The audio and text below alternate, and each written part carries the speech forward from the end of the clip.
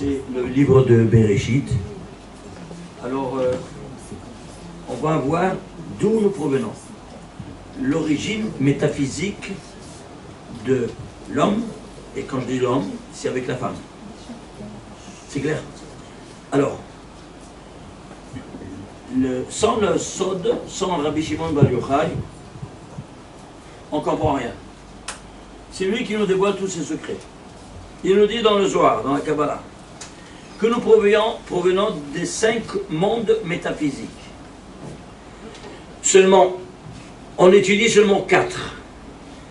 Les 4 mondes métaphysiques sont animés par les 4 lettres du tétragramme divin, qui sont Yud, Kei, Vav, Kei. C'est pour ça qu'il y a 4 mondes qu'on étudie. Le 5e, le plus élevé de tous, il est en dehors de tout entendement humain. Alors on n'étudie pas. Mais sache qu'il existe. Et pourquoi? Parce que toi, tu as 5 degrés d'âme. Si tu proviens de ces 5 mondes métaphysiques, tu as 5 degrés d'âme qui s'appellent Nefesh, Ruach, Neshama, Haya, Yehida. Et c'est pour ça que, malheureusement, à volonté de nos rabbins, avec nos innombrables péchés, on les salit. Alors, chaque matin, on fait le vidouille. Oui, mais il y a des tâches qui sont tellement grosses qu'il faut l'envoyer à la landrette, au lavage à sec. Alors, qu'est-ce que tu fais? Tu vas enlever à la landrette, une fois par année, c'est le lavage au sec. C'est quoi au sec? Tu vas être à sec, tu vas être à jeun toute la journée. C'est Yom Kippour. C'est clair? Et alors, combien de prières tu vas faire? 5. Pourquoi 5 prières? Pourquoi? Tu es tunisien? Non. Tu es juif. Alors pourquoi tu mets 5? Parce que, à 8, tu nettoies le nefesh. Shahrit, le ruach. Moussaf, la neshama. Minha, haya. Et la ne'ila, yahida. Tu repars de 0. C'est clair ou pas? Voilà donc ces 5 dimensions qu'on les retrouve à Yom Kippourim, parce qu'on fait une fois un nettoyage de A à Z en restant totalement à jeun. Alors maintenant, voyons un peu ce que c'est dans notre entendement humain, c'est-à-dire les 4, qui a des lettres et des voyelles, et des gamatria. Le 5 qui n'a pas ni lettres, ni voyelles, ni gamatria, ni rien, on ne peut pas étudier, mais sache qu'il existe. Et c'est pour ça qu'on le prend en considération seulement à Kippour. Alors maintenant, voilà qu'est-ce qui se passe. Les voilà. Ça se demande Adam Kadmon qu'on n'étudie pas. Ça c'est les initiales AK. Adam Kadmon. Vous voyez ça ou pas? Oui. Très bien. Seulement là on n'étudie pas. On étudie Atzilut, Beria, Yetzira, Asiya. Je traduis le monde des idées, de la création, de la formation et de l'action. Alors, vient le Rabbi Shimon Bar Yochai et nous dévoile. Regarde comment ça fonctionne. Ici, le nom de Dieu, vous voyez en noir, Yud, Ke, Vav, Ke. Mais écrit en entier. Yod, tu écris en entier. He, en entier. Vav, en entier. He, en entier. Vous avez compris? Oui. Pas parce que le Vav Dal et du Yod, tu ne l'écris pas, ça n'existe pas. Ça existe toujours. Alors, prends en considération, regarde ce qui va se dévoiler à tes yeux. C'est clair? Alors, vous devez savoir aussi que le He, il s'écrit de 3 modalités. Ça dépend du He avec Yod. He avec Aleph, tu le lis avec Aleph.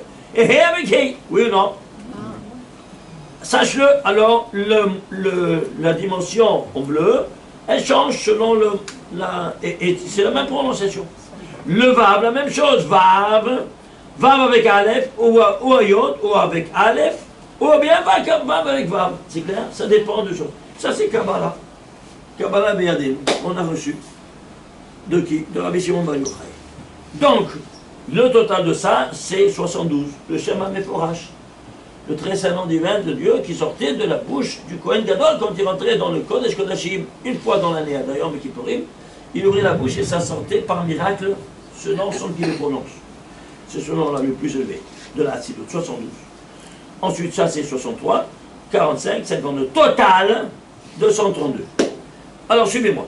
Le noir, Yud, Ke, Vav, Ke, les lettres noires, c'est la dimension de miséricorde. Et les lettres cachées en bleu, qui n'apparaissent pas dans l'écriture jamais, ça représente la dimension de la rigueur. En d'autres termes, en bas, il se cristallise parce qu'il y a 2 dimensions avec lesquelles le monde a été créé. Miséricorde et rigueur. qui s'appelle là-haut le père supérieur et la mère supérieure, et qui vont se cristalliser ici, dans le papa et la maman. Vous avez compris? Alors, le noir, c'est le papa, le bleu, c'est la maman. Autrement dit, un homme marié, combien ça vaut? 232. Un homme marié, il est 232. Tu veux la preuve? Je te donne une preuve. Tout est démontrable dans la Kabbale. Regardez, le premier couple, qui c'est? Adam et Ava. Adam, alors très bien. Qu'est-ce qu'il a dit? Multipliez-vous, oui ou non? Alors tu prends Adam et Chava. Adam et Chava. Tu vois ici Adam, oui, et Chava. Chava, où est-ce qu'elle est? Voilà, Chava en bleu. Tu vas multiplier la première lettre d'Adam par le premier de Chava. 1 par 8, ça fait 8. La deuxième lettre de Adam par la deuxième de Chava. 4 par 6, combien ça te fait? 24. Et même c'est 40 par 5, ça te fait 200. Total 232. C'est QFD, ce qu'il fallait démontrer. Tu piges. Tu piges? Parce que là, ça va. Parce que la première mise va multiplier vous. Oui ou non? Alors de quoi tu te plains? Tu appliques la première mitzvah de la Torah. Perron vous. Qu'est-ce que ça veut dire perron vous? Multipliez-vous, multipliez-vous. Ah, multipliez. Tu piges? C'est là ou pas? N'hésitez pas à me demander n'importe quelle question. On est ici pour répondre et pour apprendre. Alors ceci étant dit, tu vois que un homme marié, un couple, c'est 232. Alors maintenant, ceci étant dit, on va chercher dans la Torah, imaginez-vous ça, regardez, la parole qui vaut 232, la première parole qui vaut 232, à la fin de la paracha de Bereshit, c'est quoi? Voilà que, ça c'est le premier verset de Bereshit, 6e chapitre, premier verset. La fin de la paracha de Bereshit. Voilà que l'homme, il a commencé, la robe, à se multiplier, un plein d'ama sur la face de la terre. Ça c'est le premier mot dans la Torah qui vaut 200, c'est Resh. 30, c'est Lamed, et 2, c'est bête. Qui forment un mot, la robe. Ok? Très bien. Et alors? Ben, pourquoi il est ici? Écoutez-moi bien. Chaque mot, chaque lettre a sa place selon la fonction de l'endroit dans lequel il se trouve. C'est-à-dire, en ordre chronologique, quel mot c'est de la Torah, celui-ci? Il a sa signification. Vous avez compris? Vous voulez voir? Tu comptes Bereshit, Bara, Elohim, Et, Hashamayim, Bet, Haaretz, 7 mots. Tu arrives jusqu'ici, c'est le 1820e mot de la Torah. Pourquoi 1820? Parce que le nom de Dieu, Yud, Ke, Vav, Ke, de miséricorde, il est cité dans toute la Torah 1820 fois. Ouai, ouai, ouai, ouai, ouai. Regarde les perles de la Torah, comment Dieu les a semées, sans rien te dire. Casse-toi la tête. Va chercher à compter combien de présences de nom de Dieu de miséricorde sont dans la Torah. Regarde tous ces secrets-là et tu dévoiles sans arrêt. C'est un puits sans fond. Vous comprenez ça? Alors, c'est vraiment spectaculaire, comme vous voyez. Alors, dans ces conditions-là, j'ai été chercher dans toute la Torah. Maintenant, on va chercher le mot Adam. Adam en entier. Alors, Aleph, Dalet même. Le Lef, c'est la dimension cachée, c'est-à-dire la maman. Ça, c'est le papa. Et l'élève cachée, sa maman, pourquoi? Parce qu'elle est dotée de l'amida de Tsiniout. L'amida de pudeur, qu'elle ne se montre pas en public. Mais elle accompagne son mari. Elle est l'ombre de son mari. Sinon, son mari ne vaut rien. Mais rien de rien. Alors, si c'est ainsi, alors tu fais le calcul, combien ça vaut? Alors, Aleph, c'est 111. 30 plus 80, 110, c'est 1, 111. Dalet, 4 plus 30 plus 400, ça fait 434. Ça, c'est 40 et 40, 80. Total, 625. C'est quoi 125? C'est le carré de 25 au carré. C'est quoi 25? Je ne sais pas. Alors, s'il te plaît, va chercher dans la Torah le le mot qui tient le 25e place dans la Torah. C'est le 25e mot de la Torah. Bereshit, bara, Elohim, jusqu'à ça. Or, Dieu dit que la lumière, soit la première fois que le lumière il apparaît, c'est le 25e mot de la Torah. Pour te dire quoi? Que l'homme, c'est une lumière. Et sa femme, c'est une lumière aussi. Tu piges? Alors, 25 fois 25, multipliez-vous, qu'est-ce que ça sort? 625, Adam, en entier. 625. 25 fois 25, ça fait pas 625. S'il te plaît, tu as une calculatrice? Alors, s'il te plaît, pourquoi tu dis ça ne fait pas? Combien? 25 par 25. C'est juste. Alors pourquoi tu dis de la shonara sur la Torah? Excuse-moi. Rabbi, exact à 100%. Alors, Vérification à 100%. écoute, 25. écoutez, gardez s'il vous plaît votre appareil calculatrice parce que maintenant vous allez avoir encore à faire la shonara. Attention, ça coûte cher. Hein. Alors, vérifiez avant de parler, avant de tourner la langue dans la bouche. Vérifiez ou vous vérifiez.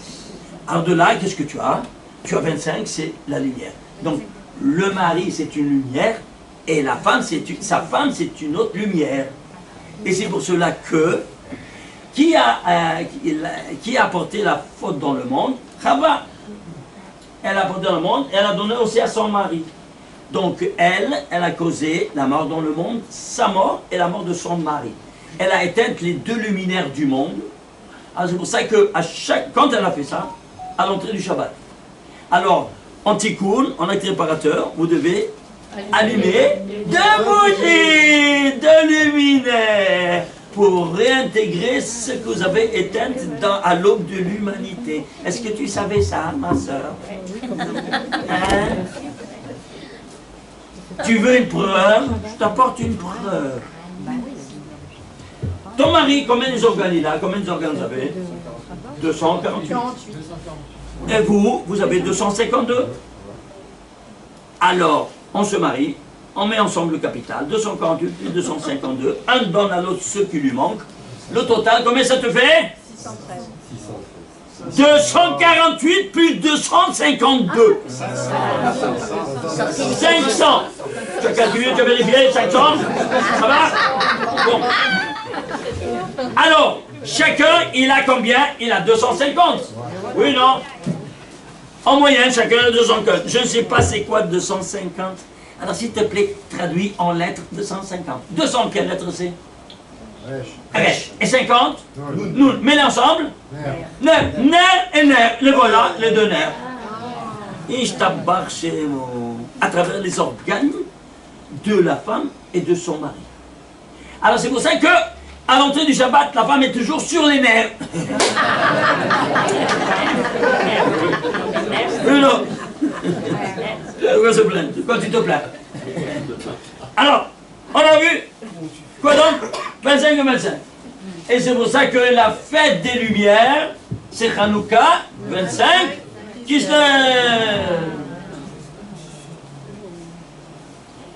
On est en train d'aller vers Hanouka. Et quel rapport Hanouka avec 25? Dis-moi, il doit y avoir un rapport, oui ou non? Quelle est la matria de Hanouka? Hanouka, tu fais la gematria des lettres, ça fait 89. Quel rapport 89 avec 25? Dis-moi. 89, tu peux le diviser? 2, tu ne peux pas le diviser. C'est quoi un nombre premier? Allons jusqu'à 10. 1, 2, 3, 5, parce que 4 est divisible.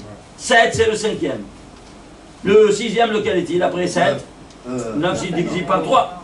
11, c'est le sixième. Allez. 13. Ensuite. 17. 19, c'est le 9e. 21, c'est divisé par 3. 23, c'est le 10e. Tu continues jusqu'au 25. Tu trouves 25e nombre 89. 89, c'est Hanouka. Les lois de la mathématique sont exactement les mêmes que les lois métaphysiques ou littéraires qui sont dans la Torah. Comment est-ce possible? C'est ce que je vous pose comme une question. Ça doit vous intriguer. Comment est-ce possible? Parce que Dieu a créé le monde avec quoi? Avec les 22 lettres de l'alphabet hébraïque. Ce n'est pas une langue conventionnelle, la langue sainte. C'est quoi? C'est une langue sainte. Une langue qui divine. Et avec cela, qu'il a créé le monde. Et c'est pour cela que tu peux vérifier comment le monde a été créé. C'est clair? Alors, ceci étant dit, on a cherché, quoi donc? Le nom, imaginez-vous ça, le nom de Adam, il se trouve dans la Torah, codé, c'est-à-dire, j'ai cherché, de Aleph jusqu'à Dalet, 625 lettres. Tu comptes Aleph, Bédia jusqu'à 625 lettres, tu dois trouver un Dalet. De Dalet jusqu'à même, encore 625 lettres, je l'ai trouvé de ce sceau régulier de lettres 108 fois dans toute la Torah. Et Chava, la même chose, Het, jusqu'à Bab, 625, et 625. Elle se trouve 124 fois. 124 plus 108, 232. Incroyable! Dans toute la Torah, dans ce sceau régulier de la valeur de Adam, il se trouve de soi, lui et la femme, ensemble, de 132 fois. Est-ce qu'un homme il peut écrire 300 000 lettres en donnant, codé, en sceau régulier de lettres, un nombre égal de fois de ceci et de cela, afin que les deux sortent de 132. Est-ce que c'est un homme qui peut rédiger un texte pareil? Alors qu'est-ce que c'est la Torah? Elle est d'origine humaine ou divine? Alors les abrutis diplômés de la critique biblique qui disent que c'était un recueil de récits rabbiniques. Hamorim ben Hamorim. Regarde ici cette preuve. Est-ce qu'un homme il peut écrire? Ça c'est une des milliards de preuves que j'amène. Est-ce que vous comprenez ça? Alors qu'est-ce que tu es en train de raconter toi? Et regarde combien des personnes qui vont derrière ces abrutis diplômés. Shem Etzilenu. Des kofrim baïkar. Des apigoyos. À brûler dans leur livre, à brûler dans le feu. Shem Etzilenu. Bon, alors, on a vu ici, on a vu, donc, tout ça, c'est quoi? C'est dans la Torah. Ça, c'est Kabbalah. Mais moi, je veux dans la Torah. C'est clair ou pas? Ça, c'est Kabbalah, tu as reçu ça.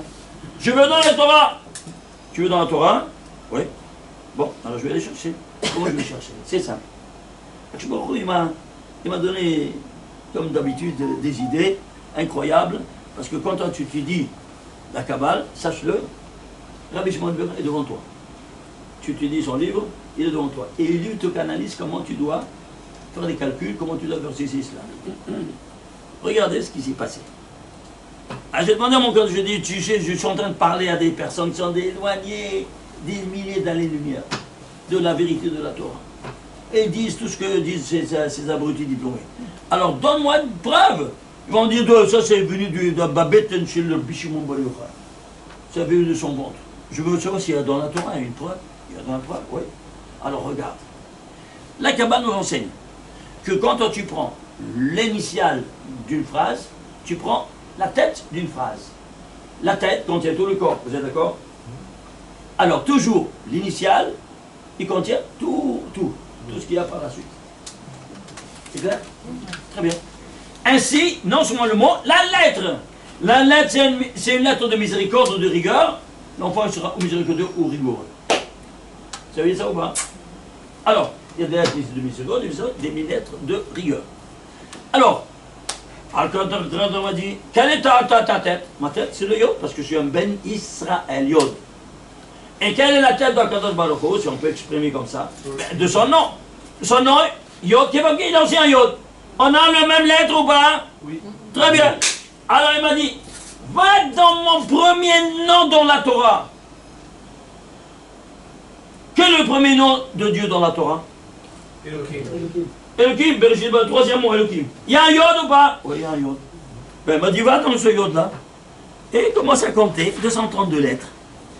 Regardez. Bereshit, Bara, Elohim. J'ai pris ce Yod, 232 lettres, j'ai compté, c'est sorti. Tu vois ici 232 lettres, c'est sorti un Resh. Non, attendez. Voilà, assis. 232, un Chine. Vous voyez ici, d'ici à là, 232, un Chine.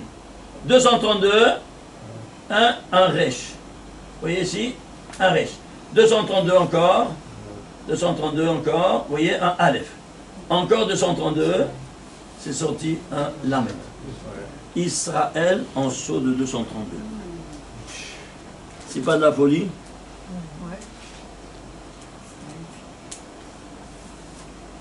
Ici, on voit mieux parce qu'ici, il y a un double code. Ici, vous le voyez clairement. Vous voyez ici, Israël. Vous voyez ici? C'est pas incroyable? Le premier nom de Dieu. Il se trouve, et voilà, tu as ici 232. Alors je me suis dit, vous savez qu'on enseignait dans la Kabbale que le récit des 7 jours, c'est l'ADN de toute la Torah. Le récit de la Genèse, c'est le premier chapitre, jusqu'à Achar Bara Elohim, la sorte dernier mot du Shabbat, c'est l'ADN de toute la Torah. Alors, tout ce qu'il y a dans la Torah, tu peux trouver, toi, dans ces 7 jours. J'ai dit, chic, Akjibourou nous a fait un escompte. Au lieu de plonger dans l'océan, on se noie. La Torah, c'est un océan. Oui. Alors on se noie. On risque de ne pas s'en sortir vers là. Alors que si tu plonges ici dans cette piscine, eh bien, tu peux nager, tu t'en sors. Et tu découvres ce qu'il y a dans l'océan ici. Il y a tout dans l'ADN. Très bien. Je me suis dit, il nous a fait un bon escompte. Alors, cherchons s'il y a une deuxième fois mon nom. Je l'ai cherché, je l'ai trouvé. Où ça? Eh bien, c'est simple. Regardez, dans le Shabbat, quand tu fais Ki vo Shabbat Mikol Melarto Asher Ba Elokim Lasot, le mot Ki, ici, tu comptes 50 lettres en arrière, Shin, 50 lettres Re, 50 lettres Aleph, 50 lettres Lamed, Israël, à l'envers, en dessous de 50. Pourquoi à l'envers? Et pourquoi en dessous de 50? Et pourquoi par qui? Le mot qui?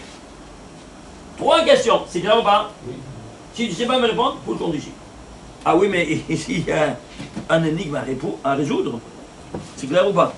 Alors, on va commencer tout de suite. Première question. Pourquoi 50? Vous savez pourquoi 50? Pour la simple raison que il y a Nun Sha'are Tum'a. Vous savez ça ou pas?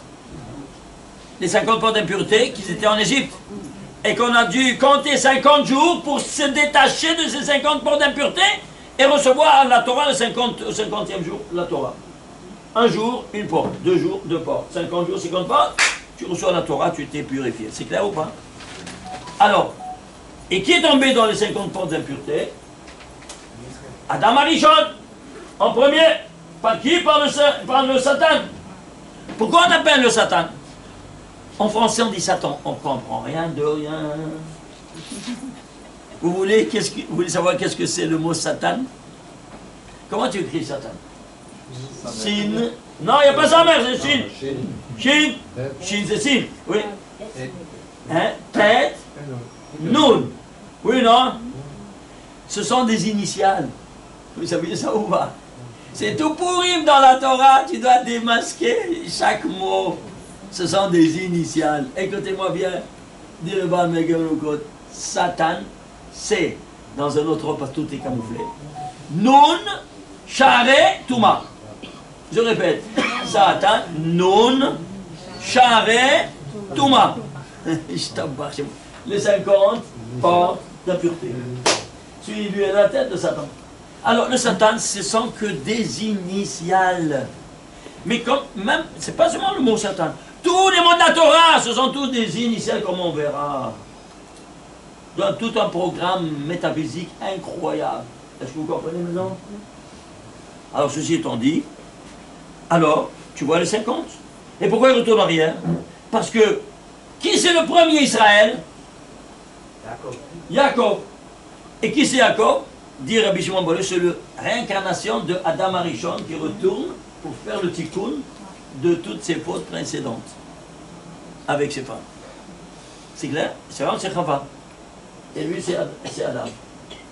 Alors, si c'est ainsi, combien ça vaut Jacob? Puisque Israël. Combien ça va, Jacob? Combien? 182. Plus 50.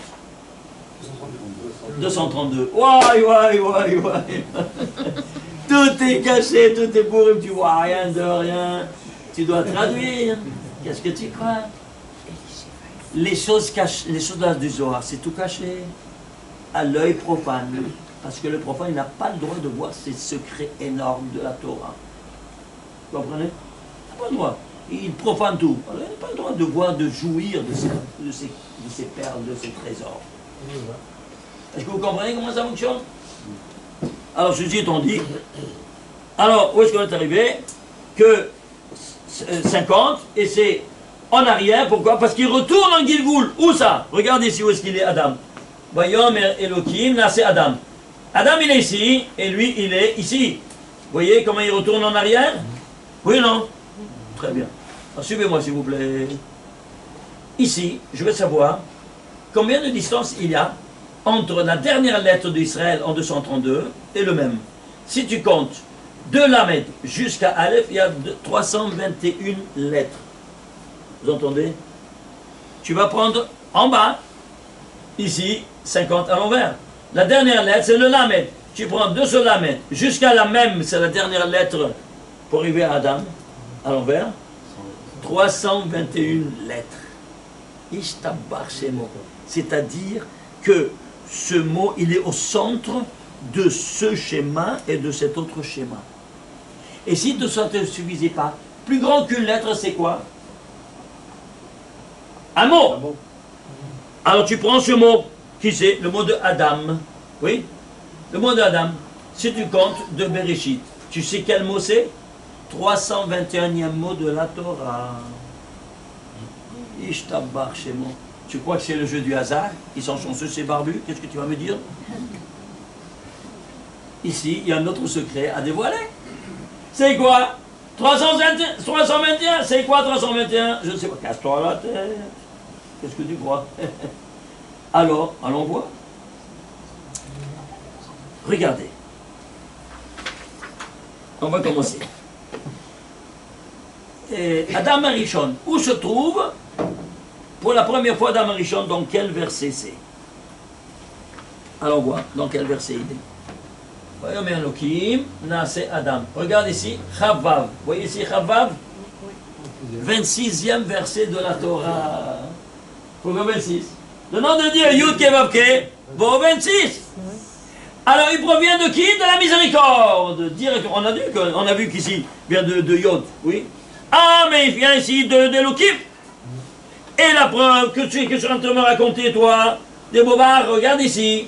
Vayomer Elohim. Vayomer, tu vois ici. Vayomer Elohim. Non, c'est Adam. C'est la rigueur. Quelle est la différence entre Elohim et Havaya? Havaya, c'est miséricorde. Elohim, c'est rigueur.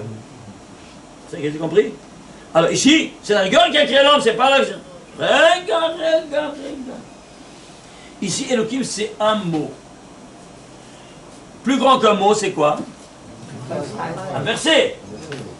Alors, le verset, c'est comme... Toi, tu es Balabait, chez toi à la maison, toi, tu es la miséricorde. Moi, je suis rigoureux. Là, la me dit, si moi je rentre dans la maison de Rabbi Eliyahu, eh bien, je dois faire tout ce que le Balabait me dit de faire. C'est vrai ou pas? Vous connaissez cette halakha ou pas? Oui. Tout ce qui te dit sauf, barra, dehors. Ça, tu ne coupes pas. Et pourquoi? Pourquoi je dois l'écouter? Parce que ça retombe sur sa tête s'il me chasse. Ah, c'est pour ça que je ne dois pas le laisser, sinon je lui apporte un dégât terrible. C'est clair? En tout cas, je dois faire tout ce que lui me dit de faire. Alors si moi je suis rigueur, je rentre chez lui qui est miséricorde, je dois me la fermer et adopter tout, je dois me convertir à miséricorde.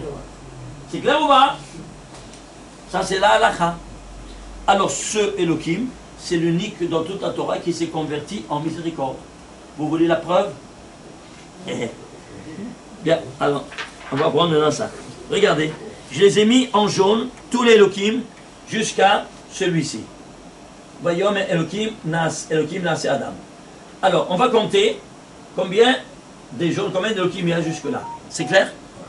Attachez vos ceintures. Alors, 1, 2, 3, 4. Regardez si j'ai sauté parce que je ne vois pas bien. Alors, 1, 2, 3, 4, 5. Ah, et voilà, pardon. Ah, tu vois, alors, suivez-moi, s'il vous plaît. 1, 2, 3, 4, 5, 6. Non, 7. Attends. J'ai oublié de compter le deuxième. 5, 6, oui, oui. Il y a 6 le premier jour, ok? Je t'en prie.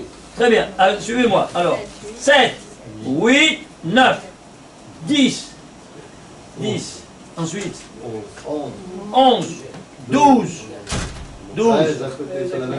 13, 14, 15, 16, 17, 18, 19, 20, 21, 22, 23, 24, 25, 26e, il devient, il crée l'homme. Le 26e, pourquoi? Parce que le nom de miséricorde vaut 26, alors lui, il est le 26e de la Torah, il s'est converti en miséricorde. Le Elohim, qui est rentré dans la maison du Balabait, que c'est Rahamim, 26e verset. C'est rentré dans le 26e verset, il doit faire tout ce que le Balabait te dit de faire. Qui c'est le Balabait? Miséricorde. 26. Alors c'est pour ça que lui, c'est le 26e Elohim qui crée l'homme. Donc la 26e rigueur, il n'est plus miséricorde. Elle est miséricorde, il s'est converti en miséricorde. Ça c'est le 26e Elohim de la Torah. Après il change de nom. Pardon? Après il change de nom, après oui, après oui. Ailleurs c'est rigueur. Mais ici, il est dans le 26e verset, il est miséricorde. Vous avez compris maintenant? Alors ceci étant dit, alors 321, ça doit être quoi? Attends un peu. Miséricorde. La miséricorde divine, elle s'exprime en détail en combien des attributs? 13 attributs de miséricorde. Oui ou non? S'il vous plaît, on va prendre les 13 attributs de miséricorde divine. Attachez vos ceintures. Regardez ici. Voilà. Quel, vous les voyez ici? Quel rachom v'chanun, el rapayim v'lav chesed be'emet, nosel chesed alafim, nosel avon v'apesha v'chata'a v'nakeh. Ça, c'est les 13 attributs de miséricorde divine. S'il vous plaît, faites le poids numérique, la guématrie de tous ces 13. Vous savez combien ça vaut? 3210. Ouai, ouai, ouai, ouai. Adam, il est quoi? 321. Ça, c'est 10 fois. C'est pour ça qu'il faudra un minyan de hommes. 321, 321, 321, 10 fois 321. Pour pouvoir les prononcer et les évoquer. Ouais, ouais, ouais, ouais. Tu comprends maintenant? S'il n'y a pas minyan, tu ne peux pas les évoquer. Il n'y a pas minyan, tu ne peux pas, tu n'es pas, vous ne vivez pas dans une assemblée de 3210. Ishtabach chez nous. Hein? C'est pas fabuleux? Le 321, c'est la position du mode. 321, chacun de nous c'est un 321. C'est un dixième. De quoi? Du minyan. Ouais. Alors il te faut 10 fois 10 ans, 10 fois 321 pour un vie. Allez, 3210. Tu piges? C'est pas de la folie? Est-ce que vous comprenez maintenant? Chaque chose a une logique époustouflante seulement. On n'étudie pas, on ne voit pas ces beautés, ces perles. Et on ne comprend pas. Pourquoi je dois ne pas... Vous savez que quand on n'est pas en minyan, on doit évoquer ça, mais on ne peut pas... Alors les pashtanim, ceux qui vont sur le pshat, ils disent, tu peux lire les 13 attributs comme si tu lisais la Torah avec la compilation de la Torah. Eh ben c'est mignon, tu n'as pas le droit. Qui tu veux tromper le ciel? Alors qu'est-ce qu'on doit faire? En araméen. En araméen, tu dois le lire en araméen pour ne pas dire je veux tromper le ciel. En araméen, il y a un Turgum Onkelos. Tu prends dans Parashat qui dit ça, oui je trouve, et tu prends le Turgum Onkelos et tu le mets dans le Sidour, tu l'écris à la main afin que s'il n'y a pas un minyan, eh bien toi tu dois le dire en Turgum Onkelos. C'est clair ou pas maintenant? Ça n'a pas la même valeur évidemment, mais tu ne peux pas les prononcer. Si tu n'as pas bien, tu ne peux pas les prononcer. Vous avez compris maintenant? Ceci étant dit, Une question, Bergacha. Allez-y. Est-ce que dans les 3210, quand vous dites que chacun on est 10, ça fait 321, est-ce que dans le Kaddish, on est aussi 321? Oh oh Bevakasha, s'il vous plaît. Écoute, je veux bien te montrer ça. Mais ici, on va sortir du sommet. Alors, ça c'est une conférence sur le nom 42. Rappelle-toi ça, et je le démontre avec les calculs, tout ça, que même dans le Kaddish, s'il n'y a pas le Kaddish, il n'y a pas 10, tu ne peux pas, ça ne sort pas, c'est tous ces calculs. Et ça, vous avez qu'à organiser une conférence, si vous voulez, le Shem Membet, le très saint nom divin à travers lequel le monde a été créé. C'est quoi? C'est le nom 42, de 42 lettres. Et un grand secret de Kabbalah. Et là, on s'explose aussi avec le Kaddish. C'est clair? Le Kaddish, il est écrit en araméen. Il est arménien, c'est ça? Oui. On peut le faire. On a dit que le Mais il y a des mots qui ne sont pas en arménien. Tu comprends? Alors maintenant, on va voir maintenant. Des mots qui ne sont pas en arménien, donc qui sont en arménien. Bon, c'est toute une autre dimension. On ne peut pas rentrer ici dans le Kaddish. On le fera, si vous voulez, une prochaine fois. Parce que c'est un matériel de folie. Alors, ceci étant dit, attachez vos ceintures. Regardez ici maintenant. Coche que ça fonctionne. Regardez ici. Alors, vous voyez ici, on a vu ici, ça c'est le 321e mot. Une minute. Maintenant, on va aller à la lettre. Le nombre de lettres. Combien de lettres il faut pour que Adam apparaisse au monde? Alors tu comptes de bête jusqu'à Aleph. Le Aleph de Adam, c'est la 1262e lettre de la Torah. Vous entendez? 1262e lettre de la Torah. Pourquoi 1262, pas 1261 ou 263? Je ne sais pas. Alors qu'est-ce que tu fais? Tu vas à la racine de cette valeur. Dit Rabbi Shimon Bar Yochai, le sot de la Gemara, le sot de la Gematria, c'est quelque chose de inouï. Vous n'avez pas une idée, il n'y a pas plus élevé que ça. Mais c'est dans des secrets énormes et renfermés. Comment les dévoiler? Comment les ouvrir? Et tu dis trois mots. Ilen al Ilen. C'est quoi Ilen al? Un sur l'autre. Qu'est-ce que tu as compris? Parashat Balak 202a. Il te dit Ilen al Ilen. Comme rien de rien. Un sur l'autre. C'est quoi un sur l'autre? Tu vas décomposer, tu vas à la racine de cette valeur. Alors ici, 1262. Tu peux le diviser? Oui, parce qu'il y a un nombre pair. Alors tu divises en 2. Combien ça te fait? Ça te fait 631. Très bien. Et 631, tu peux le diviser? Pourquoi deux fois? Premièrement, pourquoi 2 fois 631? Parce qu'il y a l'homme et la femme. L'homme, il a 631 valeurs, et la femme, 632, version féminine. C'est clair? Très bien.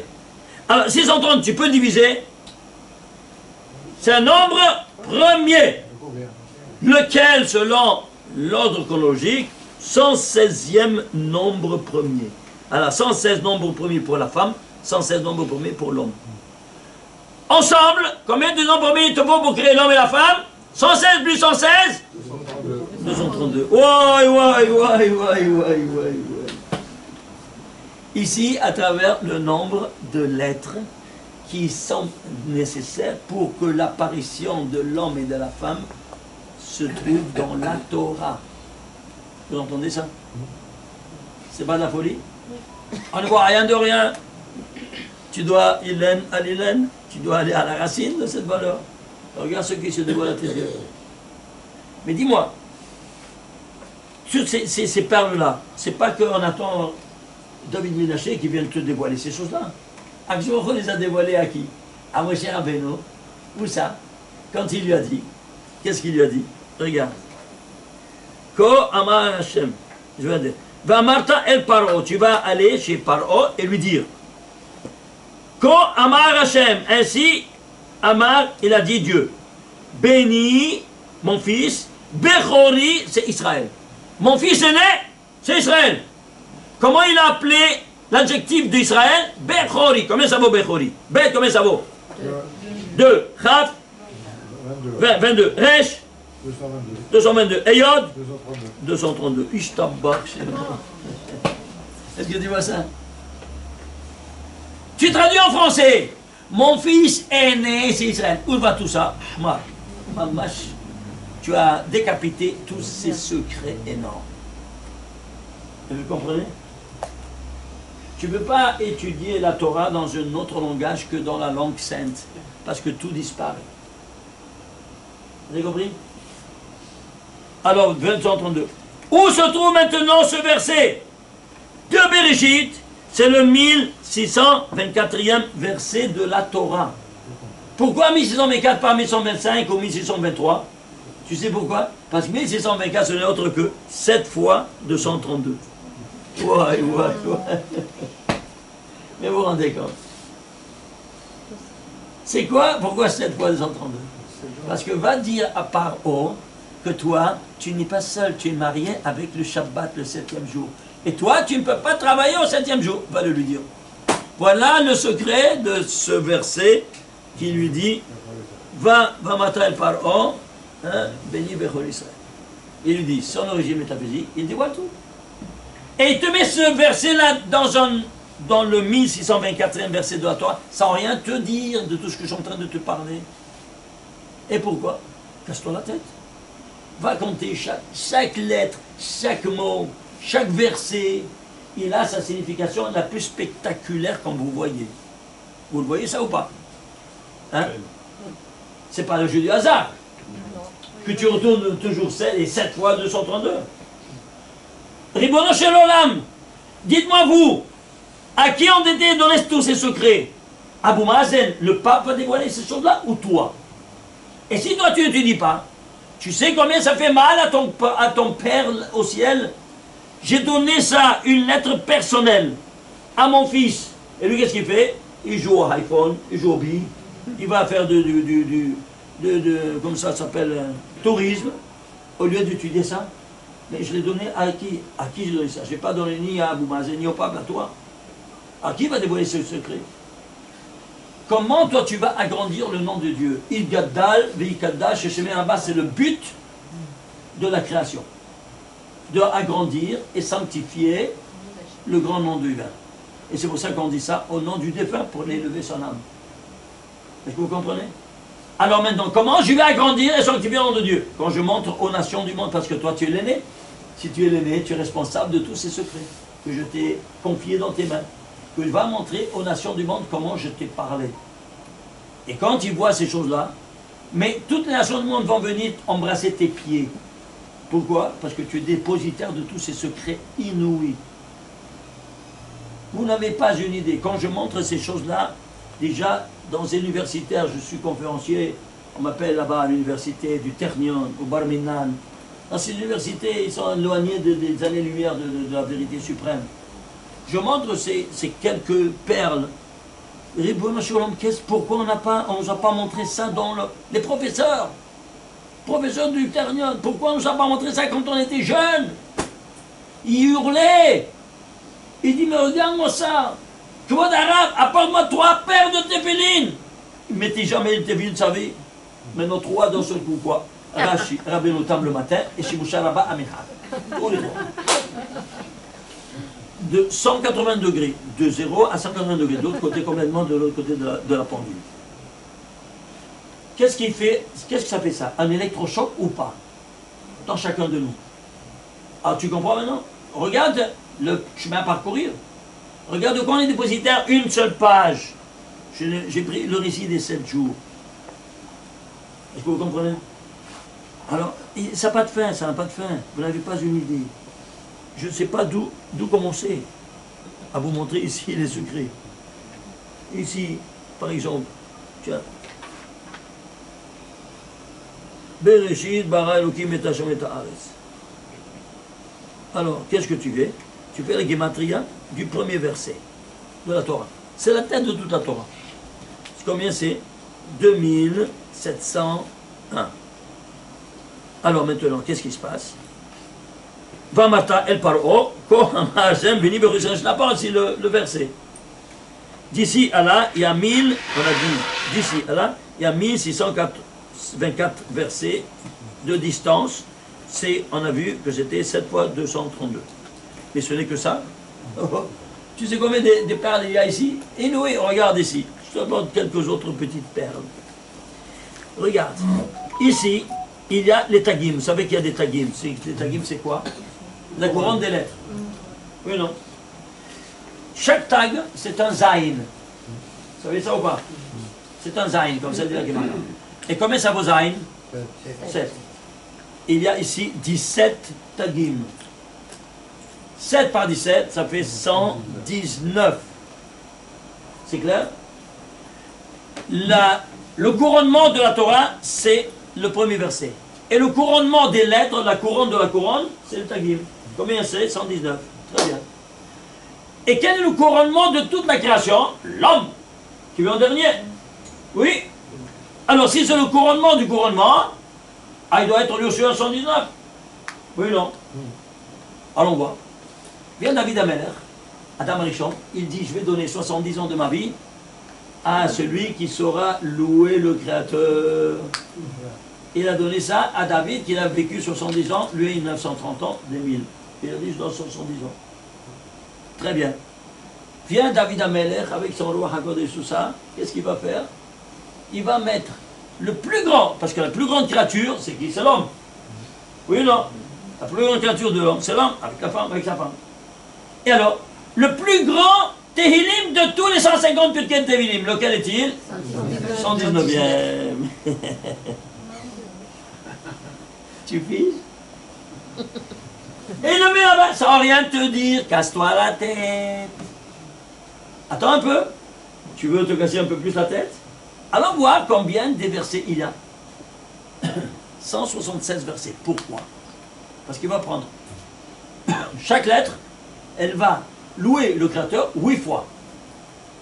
Elle sera donc en initiale de 8 premiers versets.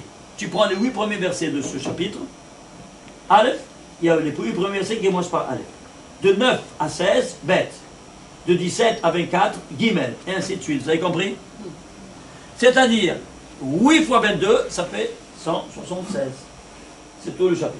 C'est-à-dire quoi? Un concert à l'unisson de toutes les 22 lettres pour élever l'âme de ce défunt, parce que c'est le Pirkei Tehilim qu'on lit, n'est-ce pas, sur le tombeau d'une personne, en disant les lettres de son nom, et en citant 8 fois chaque lettre. Pourquoi 8 fois? Vous savez pourquoi 8 fois? Parce que on loue cette Neshama, ce défunt-là qui a fait sa vie comme un tzaddik, qui n'a jamais profané son Brit Kodesh au 8e jour, qu'il a fait avec son pacte éternel avec son Créateur. Alors, toutes les 22 lettres de l'alphabet viennent louer cette Neshama pour l'élever, d'où est-ce qu'il était, malheureusement, où ça, devant le trône céleste. Et c'est pour cela que on fait 8. Pourquoi? Pour élever ce tzaddik qu'il a sanctifié le Brit qu'il a fait au 8e jour de sa vie avec son Créateur. Ah, si c'est une femme, la même chose. La femme, elle ne s'est jamais unie avec son mari, ce que, après, au 8e jour, n'est-ce pas, qu'elle a été au migvé. Alors, 8 pour la femme et 8 pour l'homme, c'est la même chose. Est-ce que vous saviez ça? Hein? Vous comprenez? Regardez combien des secrets énormes. On ne dit pas pourquoi. Mes collègues qui n'ont jamais étudié le Zohar, malheureusement, ils sont agents de tout ça. C'est pas dommage. On ne peut pas t'enseigner, on ne peut pas te parler de ces choses-là. Pourquoi? Ils sont agents. Ils n'ont jamais étudié. Pourquoi tu ne dis pas? Regardez. Il y a Pardes, Pshat, Remez, Drash et Sod. Oui, non? Souvenez. Pshat, c'est l'expression simpliste. Remez, par allusion. Drash, allégorique. Sod, c'est la Kabbalah. Alors, dans toutes les chivotes, on étudie les trois. Pshat, Remez et Drash. Mais le Sod, c'est la Kabbalah, c'est une dimension, une autre planète, comme vous voyez. Alors, si toi tu enlèves le Sod, qu'est-ce qui se passe? Tu fais Pered, c'est pas Pardes. Oui, ça va. Pered, c'est quoi? Un mulet. Un mulet, c'est quoi? Un croisement entre une ânesse et un cheval.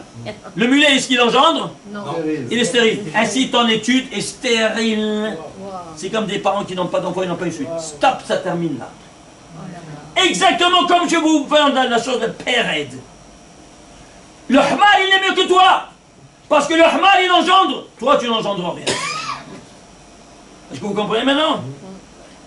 Alors, ceci étant dit, ils ont compris nos pères, comment le Sod, c'est à la tête de toute cette hiérarchie d'études.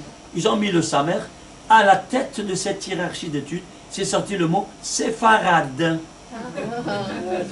C'est pas une blague. C'est pas une blague, c'est comme ça d'où c'est venu le mot séfarade. C'est venu ici. Est-ce que vous saviez ça ou pas? Hein? Non. Ah. Aïe, aïe, Abokeltov Eliyahu. Aïe, aïe, aïe, aïe. Vous avez compris maintenant? Ah, le monde Ashkenaz, en dehors de la plaque.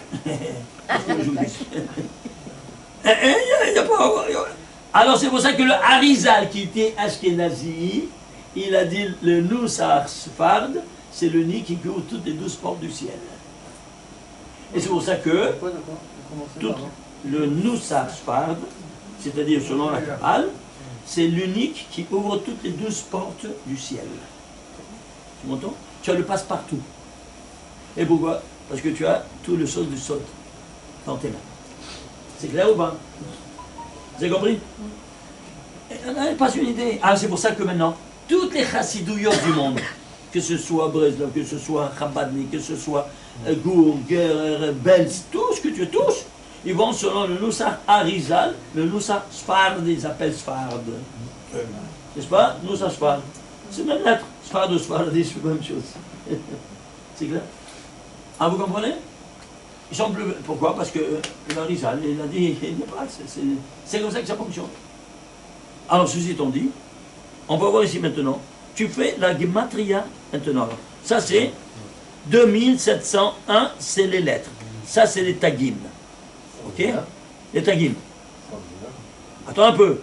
On va prendre ici maintenant. Ve'amarta el paro, comme Israël, béni bechol Israël. La gematria de tout ce verset, c'est combien? La gematria de tout ce verset, c'est 2160. Ouai. Tu vas prendre maintenant les tagim de ce verset. Et les voyelles. Les tagim, c'est 133. Et les voyelles de la gematria, c'est ça. Le total, combien ça te fait? 2701. Ici, c'est la valeur numérique du premier verset, en lettres seulement.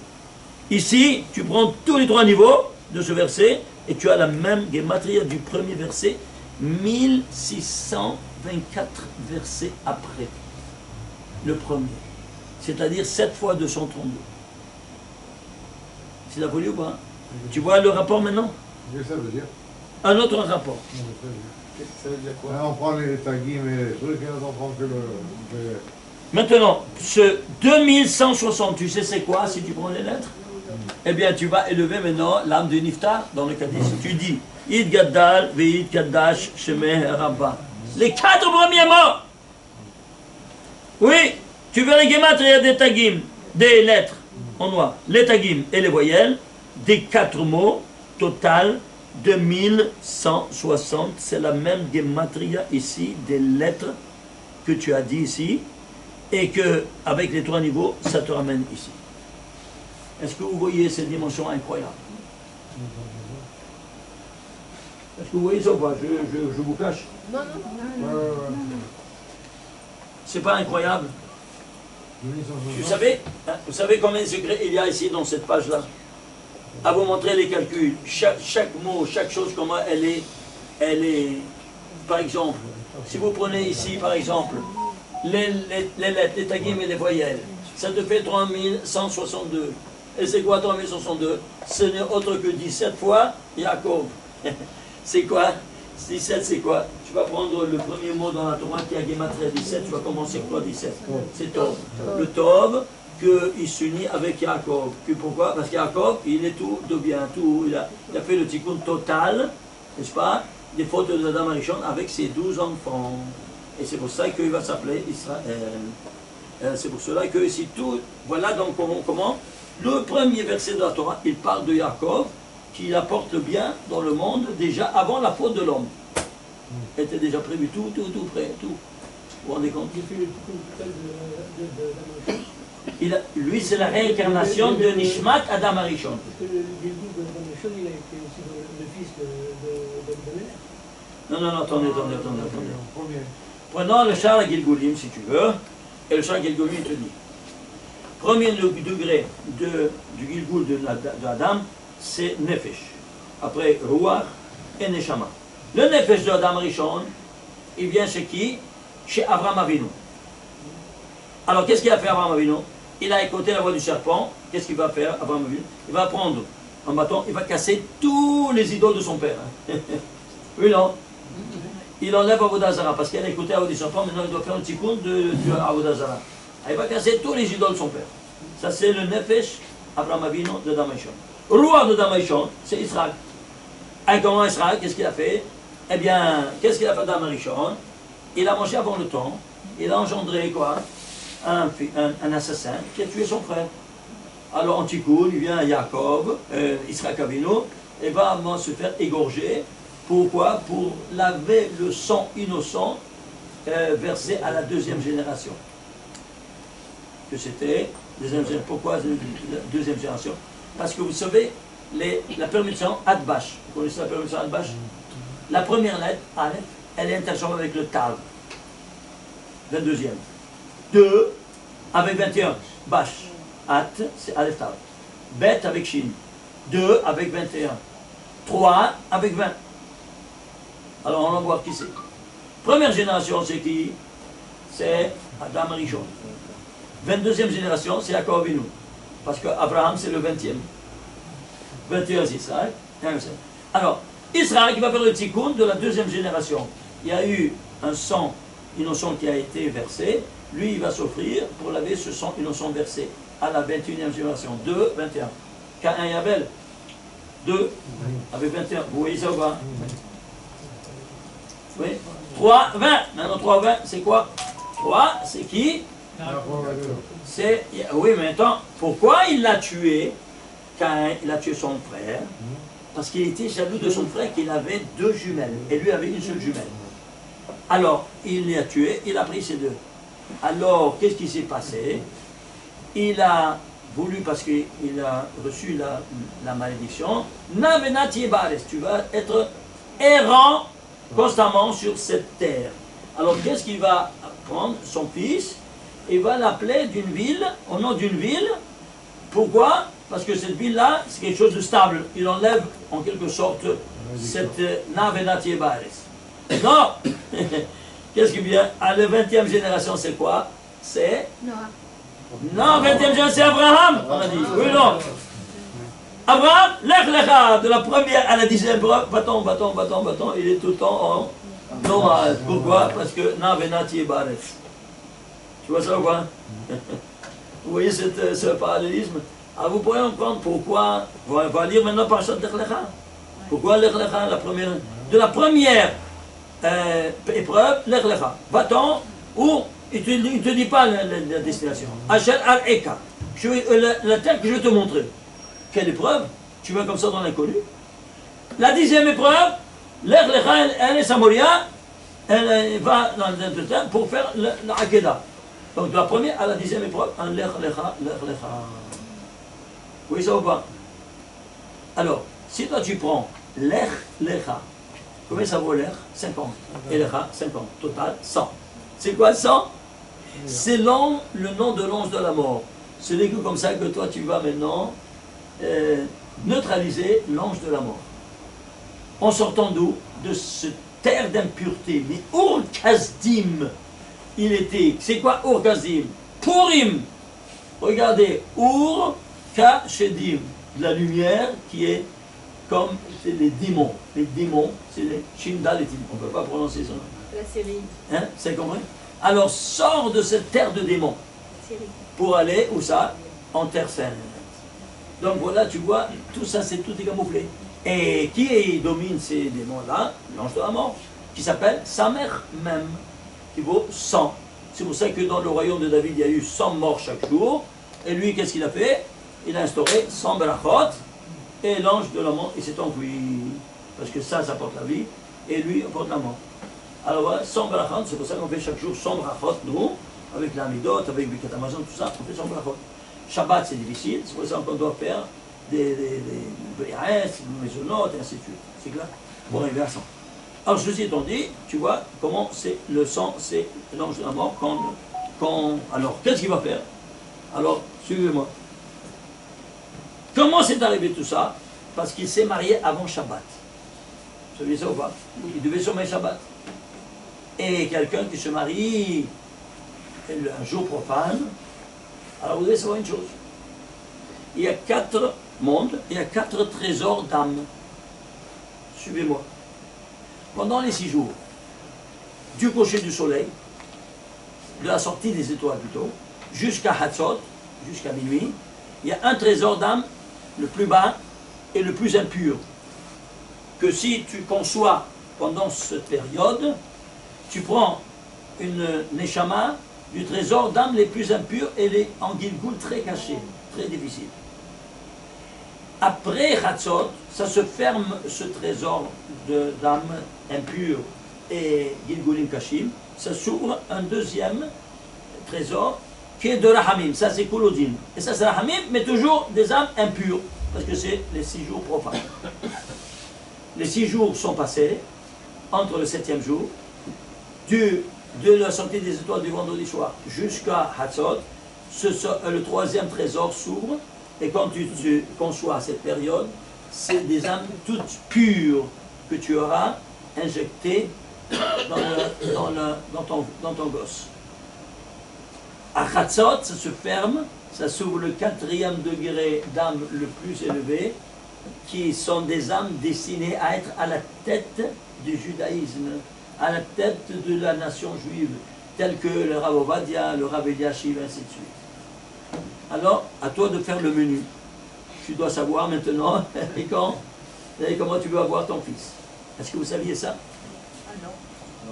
Vous comprenez maintenant? Et pourquoi? Parce qu'on ne nous a pas enseigné. Nos maîtres n'ont pas étudié le sol des eaux. Tout ça, c'est tout des secrets énormes. Et alors tu peux, avec tout ce que tu as, même fait involontairement. Vous comprenez? C'est malheureux, hein? Très malheureux. Mais qu'est-ce que vous voulez? Il n'est jamais trop tard pour bien faire. Alors, ceci étant dit, on fait au moins à nos enfants, on doit leur enseigner toutes ces choses-là. Alors, ceci étant dit, alors vous voyez, donc toutes ces 4 dimensions-là, c'est sans fin. C'est sans fin. À chaque action que nous faisons, on fait une escalade de ces 4 mondes. Par exemple, dans l'étude, par exemple, dans la prière. La prière. Tu dois escalader ces 4 mondes. Comment? Regardez. Ça, c'est Asiya, le monde de l'action. Alors, tu fais les korbanot. Ensuite, tu montes ici, et dans le 2e monde, la Yetzira. De Baruch Shaman jusqu'à Ishtabar, c'est la Yetzira. Ensuite, de Yoser Or ou Rechocher, c'est la Bria. Et la Hamida, c'est la Silut. Est-ce que vous saviez ça ou pas? Tu vois, tu mets une escalade. Tu arrives ici, tu demandes à ton créateur, tu es devant le trône céleste. Papa, tiens mon fils, tiens. Tu descends avec tout quoi? Tous les bagages. Attends, tu dois descendre maintenant. Tu dois redescendre. Mais comment tu dois redescendre? Avec les bagages pleins?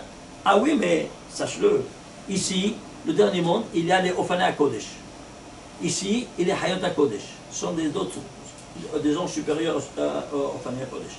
Les Hayat Kodesh. Supérieurs aux Hayat Kodesh, les Séraphins, qui sont ici. Ici, ils n'arrivent pas. C'est toi qui peux arriver, dans la Mina. Ok? Alors, ceci étant dit, alors, qu'est-ce que tu as? Ici, tu veux descendre. Regarde. Tu arrives ici chez lui, les Séraphins. Comment tu as reçu tout ça? Je vois dans l'ordinateur que tu as fait ça et ça. Comment tu reçois? Tu n'as pas le droit. Alors, il veut te confisquer toutes ces valises de baraquet d'abondance divine qu'il t'a donné, parce que tu n'es pas méritant. Ah, mais Dieu, il est miséricordieux, il te donne quand même. En mignonne, il laisse passer, tiens, prends. Ah, mais tu dois passer maintenant la frontière. Alors qu'est-ce que tu fais? Il ne veut pas t'ouvrir la frontière. Tu dis Kaddish. C'est quoi Kaddish? C'est en araméen. Alors, les anges, ils ne peuvent pas entendre l'araméen. Ils se bouchent les oreilles. Pourquoi? Parce que tu élimines toutes les guématriotes, tu élimines tout. Alors, ils ne peuvent pas entendre. Alors, ils se bouchent les oreilles. Toi, tu fais le Kaddish, parce que le Kaddish n'est autre qu'un code pour ouvrir la frontière d'ici à là.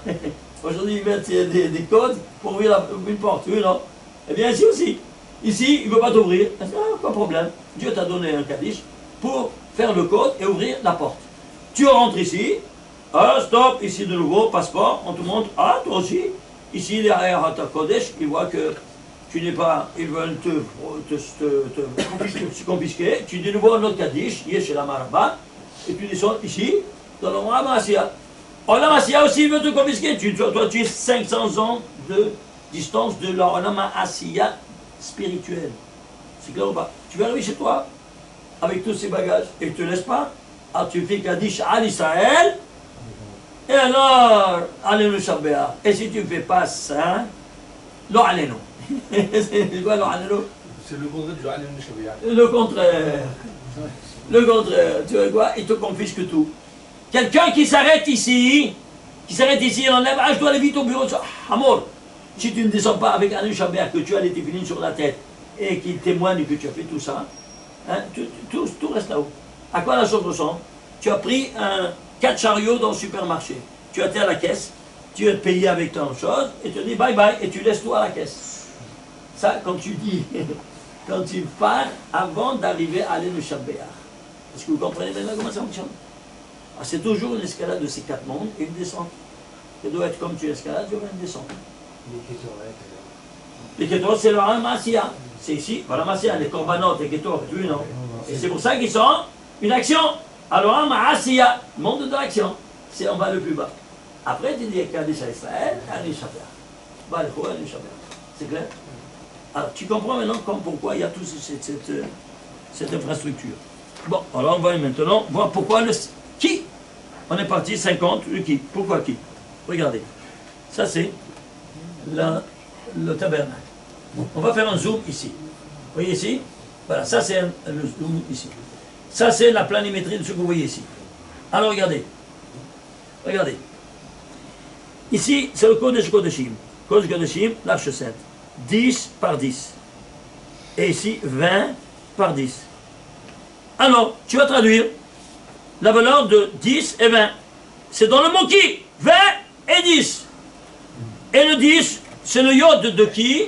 Que tu comptes en arrière à 50. Et tu as Israël, comme on l'a vu. Et pourquoi? Parce que c'est écrit que le nom d'Israël, il est Hakouk, il est inscrit sur le trône céleste. Et quel est le correspondant du trône céleste en terre? Aaron HaKodesh. Et cette arche sainte qu'elle est ici, vous voyez ici qu'elle est ici, il y a ici ton nom, c'est le correspondant du trône céleste en terre. Et c'est pour ça que c'est dans ce yod de qui que tu trouves ton nom en saut régulier de 50 lettres. Tu as compris pourquoi le mot qui? Parce que ça c'est 10 et ça c'est 20. Mais toi tu es ici, tu n'es pas dans le Raf, tu es dans le Yod. Tu as compris? Alors ceci étant dit, on a compris pourquoi le qui. On a compris pourquoi le 50, et on a vu toute cette dimension-là. Maintenant, on va maintenant quoi? On va voir la dimension qui suivra. Ce qu'on vient de voir, écoutez, c'est un livre que j'ai écrit, c'est l'avant-propos pour étudier les parachutes de la Torah. Avant tout, que tu saches, tout provient de ces 4 mondes métaphysiques de 232. C'est comme ça que je l'ai appelé, quoi donc, le paramètre 232, que tu saches d'où tu proviens. Avant tout, tu dois voir ces grands secrets. Avant-propos pour comprendre tout le reste de la série des livres, il y a une trentaine de livres sur les parachutes. En français. En français. C'est pour ça qu'après maintenant le premier volume qui est apparu et que le deuxième d'avant-propos également, il va sortir j'espère dans 2-3 mois et on pourra aussi en parler. Je parle simplement pour l'instant de 232. Tu voulais dire quelque chose? Est-ce que vous pouvez dire, oui. Vous avez parlé des bijoux, de la Brikina, etc. Oui. Vous pouvez dire un petit mot sur le Brikina? Ça m'intéresse. Ah oui, alors, il faut un grand Mazal Tov parce que... Alors, bon, alors, aïe. Alors, regardez, qu'est-ce que c'est le bris? Regardez ici. Le Kodesh. Alors.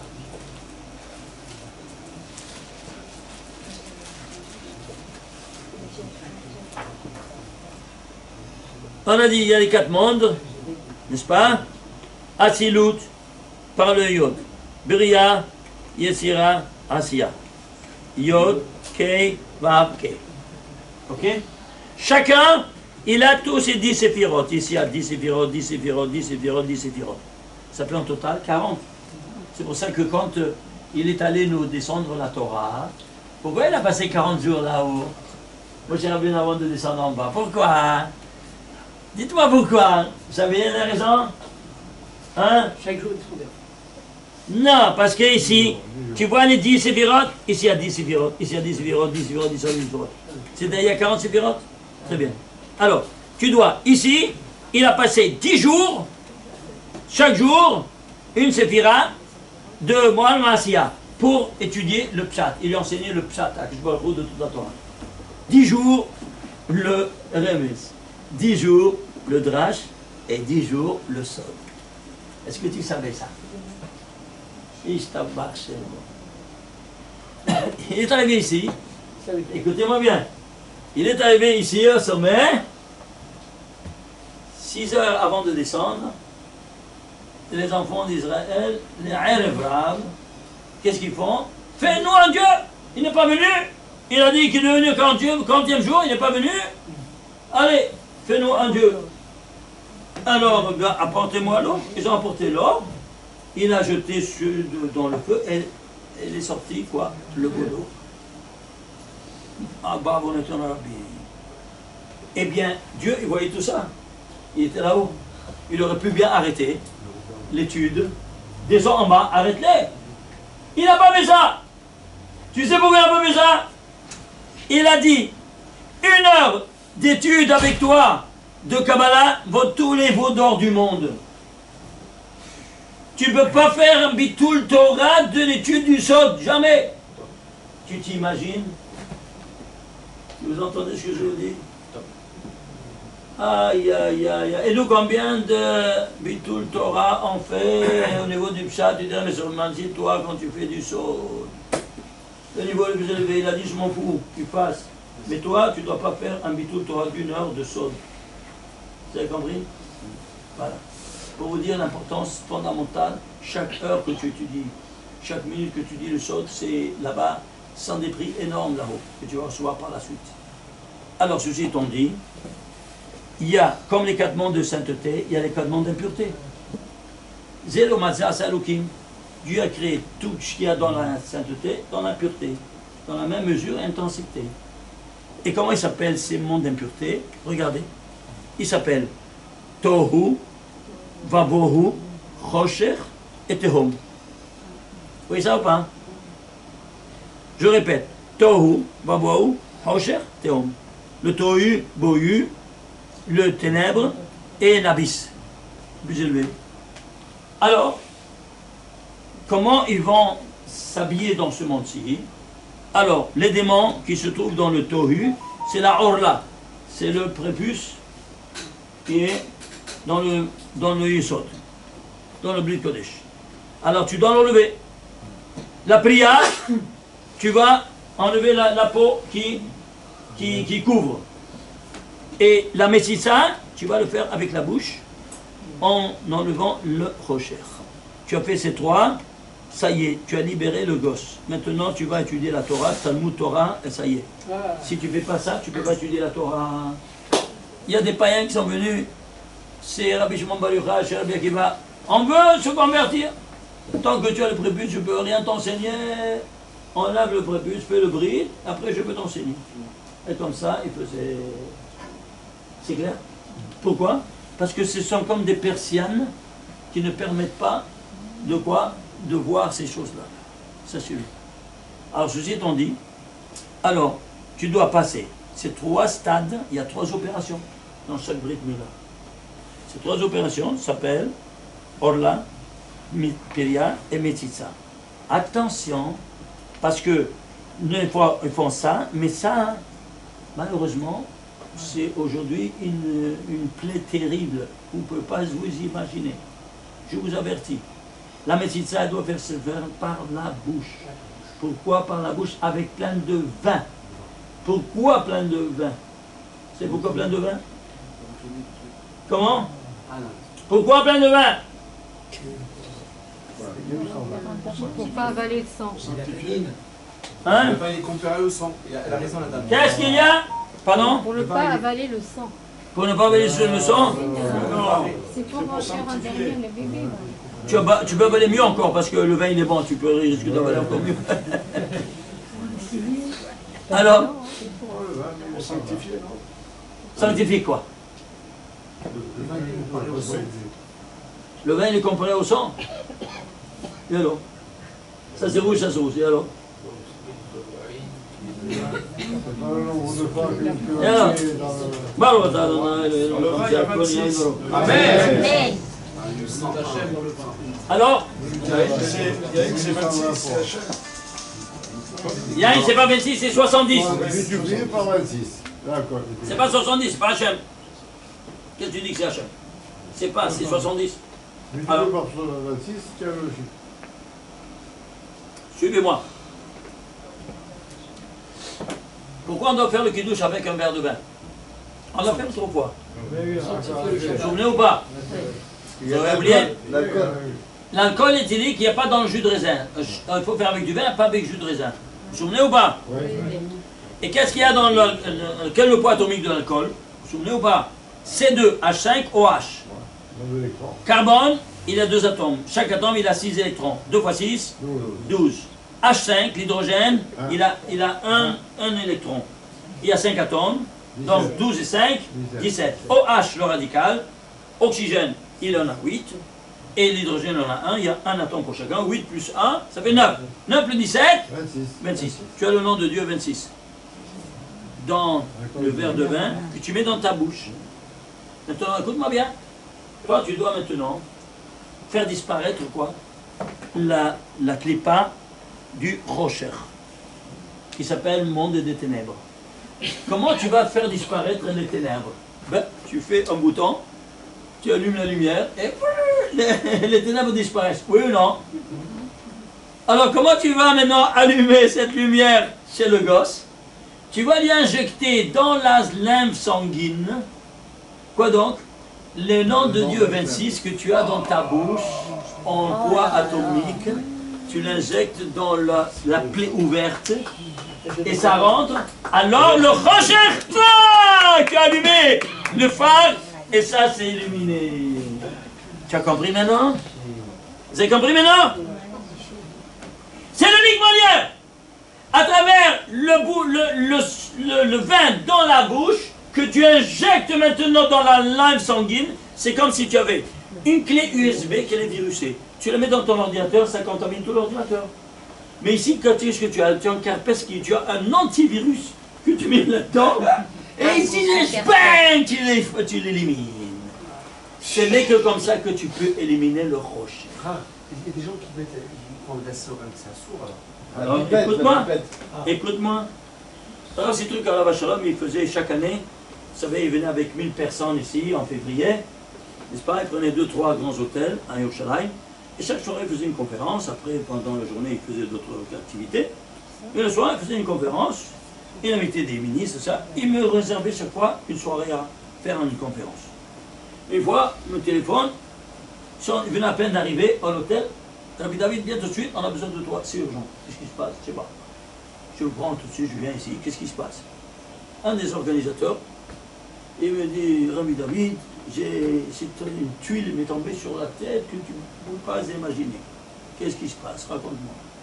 On s'assoit, et il me dit, mon fils, il vient, 16 ans, il prend la kippa, il la jette comme ça sur la table, papa, ça suffit, j'en ai marre de faire la comédie, laisse-moi en paix. J'ai fait ça jusqu'à présent, maintenant je sens que je ne dois pas être hypocrite. Je n'arrive pas à m'accrocher à toutes ces choses-là. Pour moi, je ne suis pas dans ce monde-ci. Laisse-moi en paix. Qu'est-ce qui s'est passé, mon fils?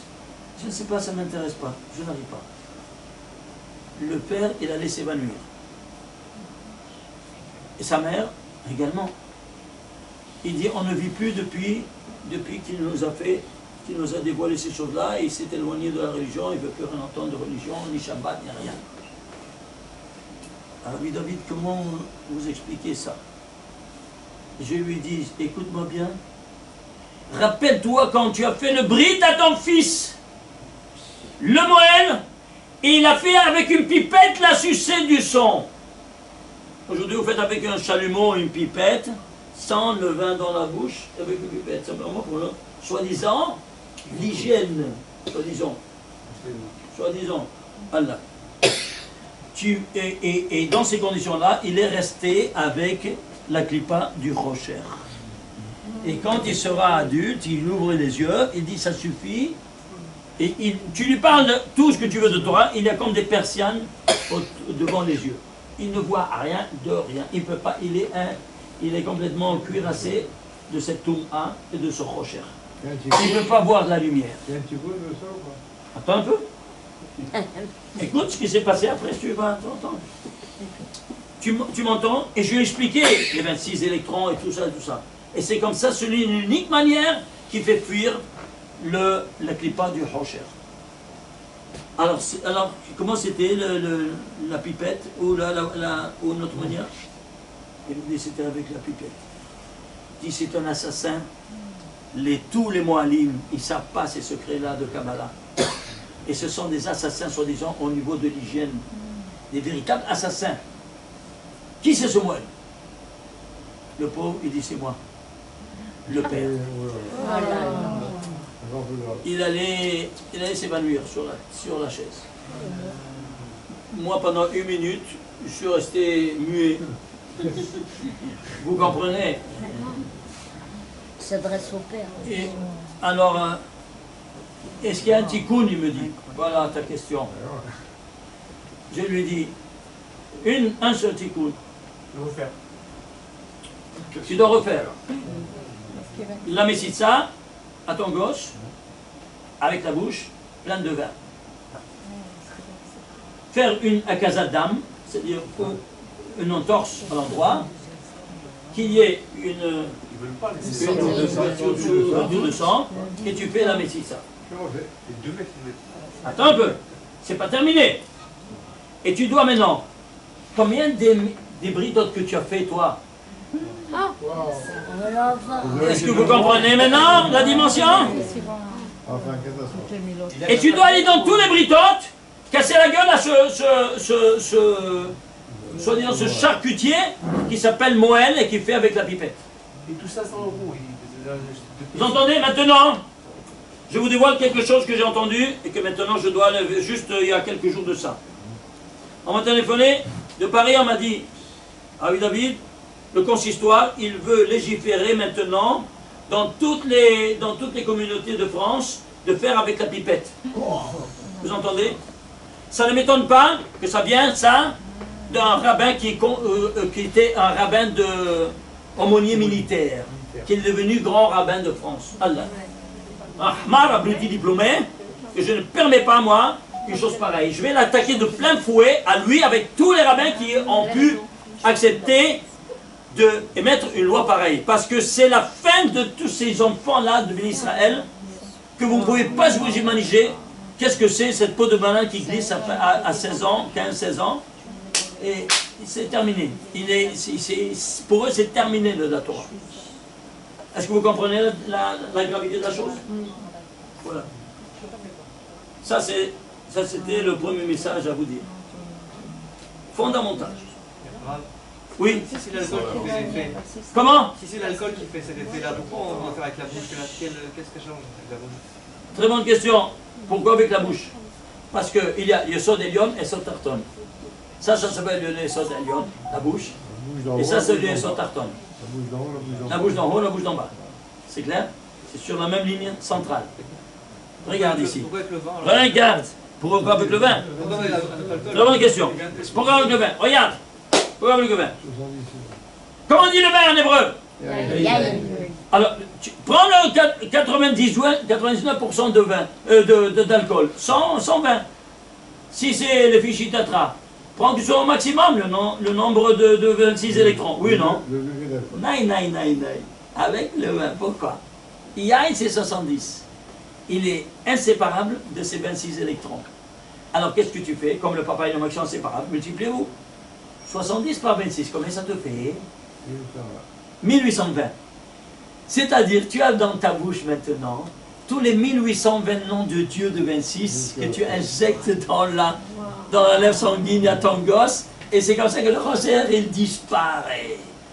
Tu piges maintenant? C'est pas 1,26, c'est 1820 parce que tu as le yaïn. Yaïn pour 70, par 26, ça te fait 1820. Tu piges maintenant? C'est clair ou pas?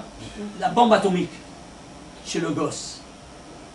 Et il n'y a aucun autre liquide qui peut faire ça parce qu'il ne s'appelle pas yaïn. Tu appelles Bocha, c'est Bocha par 26, ce n'est pas 1820. Oui, whisky par 26, c'est pas 1820. Tu piges maintenant ou pas? C'est clair? Vous avez d'autres questions? Je suis ici pour toutes les questions. Hein? N'importe quelle question. Pour tout à l'heure, pour Il y a toujours le ça, moment de la réponse. conception de l'enfant, avec les 4 heures. Oui. Est-ce que quand il est né, l'heure à laquelle il est né, c'est l'heure à laquelle il a été conçu ou pas? Ou ça n'a rien à voir? Non. Non, Ah, rien non. à voir. Ah, non. Parce que c'est le mazal du jour qui concerne. C'est clair? Alors, ceci étant dit, alors, on a vu ici ces 4 mondes de sainteté et les 4 mondes d'impureté. Vous avez compris comment ça fonctionne? Alors maintenant, regardez, tu fais le calcul. Tohu, Vavou, Rosh et Théom, les 4 mondes d'impureté, ça te fait 1209. Vous entendez? Alors, regardez, le total c'est 1209. Alors, toi de neutraliser 1209 forces d'impureté. Comment tu vas faire? Tu vas mettre 1209 mots sur ta tête. Écoutez-moi bien. Ici, dans chaque paire de téphilines, dans chaque cube de téphilines sur ta tête, il y a 403 mots. 403 mots Rashi, 403 mots dans Rebbe Yotam et 403 mots Amincha dans Shibush Rabba. 3 fois 403, 1209. Tu savais ça? C'est pour un seul cube. Pour Un seul cube. Non, pour 3 cubes. Non, non. Dans Rashi, il y a 403 mots, je répète. Dans un ou dans deux? Dans un seul. Ah, parce que j'ai dit. Écoute, quelle différence il y a entre la main et la tête? Tu sais quelle différence il y a? L'arrangement des parachutes. Arrangement. Non, c'est le même qui est ici, même ils sont là-bas, la même. Un clap, 4 claps. La même chose. 4 fois. Seulement, quelle est la différence? En 4 fois et en 2 fois. Ici, ils sont repartis dans 4 boîtiers différents. Ici, dans un seul boîtier. Et pourquoi ici, un seul boîtier, ici, dans 4? Tu sais pourquoi? Parce que, comment tu mets les téphilines de la main? Assis ou debout? Assis. Assis. Pourquoi tu mets assis? Réponds-moi. La femme. Hein? La femme est assise. Parce qu'on est sfarad. Et pourquoi le mot sfarad, il les met assis? Je te jette la patate bouillante une deuxième fois. Elle est encore dans tes mains. Alors, réponds-moi. Pour être passif. Et pourquoi pour être passif? Pour sa femme. Voilà. Les téphilines de la main sont les téphilines de ta femme. Mais elle est exonérée de les mettre. C'est pas pour autant que toi, tu ne dois pas les mettre à sa place. Alors, tu adoptes l'attitude passive de ta femme. C'est pour ça que tu t'assois pour recevoir, comme ta femme. Alors, tu mets ça. Tu as terminé de mettre les téphilines. Tu vois comme les gentlemen, il pense à toi. Tu vois? Et il met les téphilines de sa femme. Il tient jusqu'ici. Et quand il met ceux de la tête, c'est à lui. Après qu'il a pensé à sa femme, il pense à lui. Alors il met les téphilines de la tête, que c'est à lui. Debout. C'est clair? Debout. Pourquoi debout? Parce que tu es actif. N'est-ce pas? Toi, tu agis. Alors tu te mets debout. Alors, ici, donc tu as ici, ici c'est la femme, et ça c'est toi. Maintenant, Rashi, Rabbi Yotam et Shimush Rabba, pourquoi ils sont appelés comme ça? Parce que Rashi, il a expliqué comment ça fonctionne, et Rabbi Yotam, mais dis-moi, un, il n'est pas la même chose que l'autre. Qu'est-ce que ça représente? Avant Rashi, avant Rabbi Yotam, dites-moi, est-ce qu'il ne mettait pas les téphilines? Oui? Alors comment il s'appelait? On ne sait pas. Comment il s'appelait? Tu vois ici, là il tombe. On ne sait pas comment il s'appelait. Ah, il ne mettait pas alors? Il était la preuve de... Ici, il mettait, comment tu les appelais? C'est la question que vous posez. C'est clair? Est-ce que vous comprenez? Vous n'avez jamais posé la question, mais pour la chose là. Comment il s'appelait? Hein? Écoutez-moi bien. Rashi, il s'appelait Imma Ilaïl, la mère supérieure. Et Rabbi Yotam, Abba Ilaïl, le père supérieur. Pourquoi? Il y a deux attitudes qui ont créé le monde. Regardez ici. Ici, les 10 séphirotes, ce sont 10 attitudes que le Créateur il a adoptées pour réaliser le monde. Mais d'où ça provient? Ça provient de lui. En haut, il s'appelle Or Ensof Baruch Hu. Tu as dit, le mot Or, c'est la lumière. Et Ensof, c'est infini. Tu as dit deux synonymes de Dieu. Tu dis Baruch Hu, béni soit-il. C'est clair? Parce qu'en haut, on a dit qu'il n'y a pas ni lettre, ni gématria, ni rien. Alors, on va faire maintenant la gématria de ces deux synonymes que la Kabbalah a donné. Or, c'est 207. Ensof, 207. Incroyable, vous voyez ça? Mais attention, la lumière, tu sais ce que c'est la lumière. Mais Ensof, c'est quoi? N, il n'y a pas. C'est négatif? Oui, non. Sauf, c'est limité. C'est négatif ou pas? Oui. Pourquoi? Parce qu'il y a une position positive et une position en quelque sorte négative, mais elle est positive. La preuve, moins par moins, combien ça te fait? Moins par moins? Plus. Moins par moins, ça fait plus. C'est... Ça fait plus de moins. Non, il n'y a pas. Moins par moins. Écoute, tu veux voir? Regarde, c'est ça. Suivez-moi. Je ne vais pas dire ce que je ne sais pas. C'est-à-dire, je vais dire ce que je sais. Oui ou non? Alors, tu enlèves deux négativités, moins par moins, ça fait plus. Alors, je vais dire ce que je sais. Tu comprends ça maintenant, au niveau du langage? Tu piges maintenant? J'ai traduit l'algèbre dans un discours que toi, tu comprends maintenant. Pourquoi moins par moins, ça fait plus? Tu as compris? Alors, ceci étant dit, alors, ici, même si c'est le côté négatif, et c'est positif, parce que c'est moins pour moins, mais c'est toujours un côté récepteur. Alors, il y aura 10 attitudes que le Créateur va adopter. Il y a 9 qui ont de lumière, et la 10e qui n'a pas de lumière. C'est la malchoute, la royauté. Alors, 9 qui donnent, et ça c'est la femme qui reçoit. La malchoute, la royauté. Ça s'appelle Kucha Berichou, et ça c'est la Shechina. Vous avez entendu parler de ces termes, oui ou non? Très bien. Alors qu'est-ce qu'on doit faire nous? Les Shem Yichud Kucha Berichou Shrinte. Moi je dois unir Kucha Berichou à la Shechina. Vous avez compris? Et quand? Pour Shabbat. Parce qu'ici, il y a les 7 séphirotes, 6, et ça c'est le Shabbat. N'est-ce pas? Alors ça c'est rayon réfléchi. Si on parle au niveau astrophysique, on dira on a 9 soleils et une lune. Si on parle au niveau juridique, on a 9 juges et un huissier judiciaire qui va exécuter les ordres reçus par les choses. C'est clair ou pas? Donc ça c'est l'exécuteur. Alors c'est un rayon réfléchi. Un rayon réfléchi. Ah très bien. Alors ça c'est le Shabbat. Combien ça vaut Shabbat? 400. 400 et 300, 700, 702. Oui ou non? Et la lumière, combien ça vaut? 207, 205, rayon incident, rayon réfléchi, 702, l'inverse de 207. Ouais. Même la Gematria t'exprime la nature de la Malchut qui c'est Or Hoser, rayon réfléchi. Est-ce que tu vois ça? Tu ne vois pas, mais comment vous ne voyez pas ces choses? Elles sont tellement simples. Oui, non? C'est vrai que c'est simple. C'est élémentaire. Un gosse, il voit ces choses-là. Toi, pourquoi tu ne les vois pas? Parce qu'il n'a jamais pensé. C'est dommage. Alors viens étudier.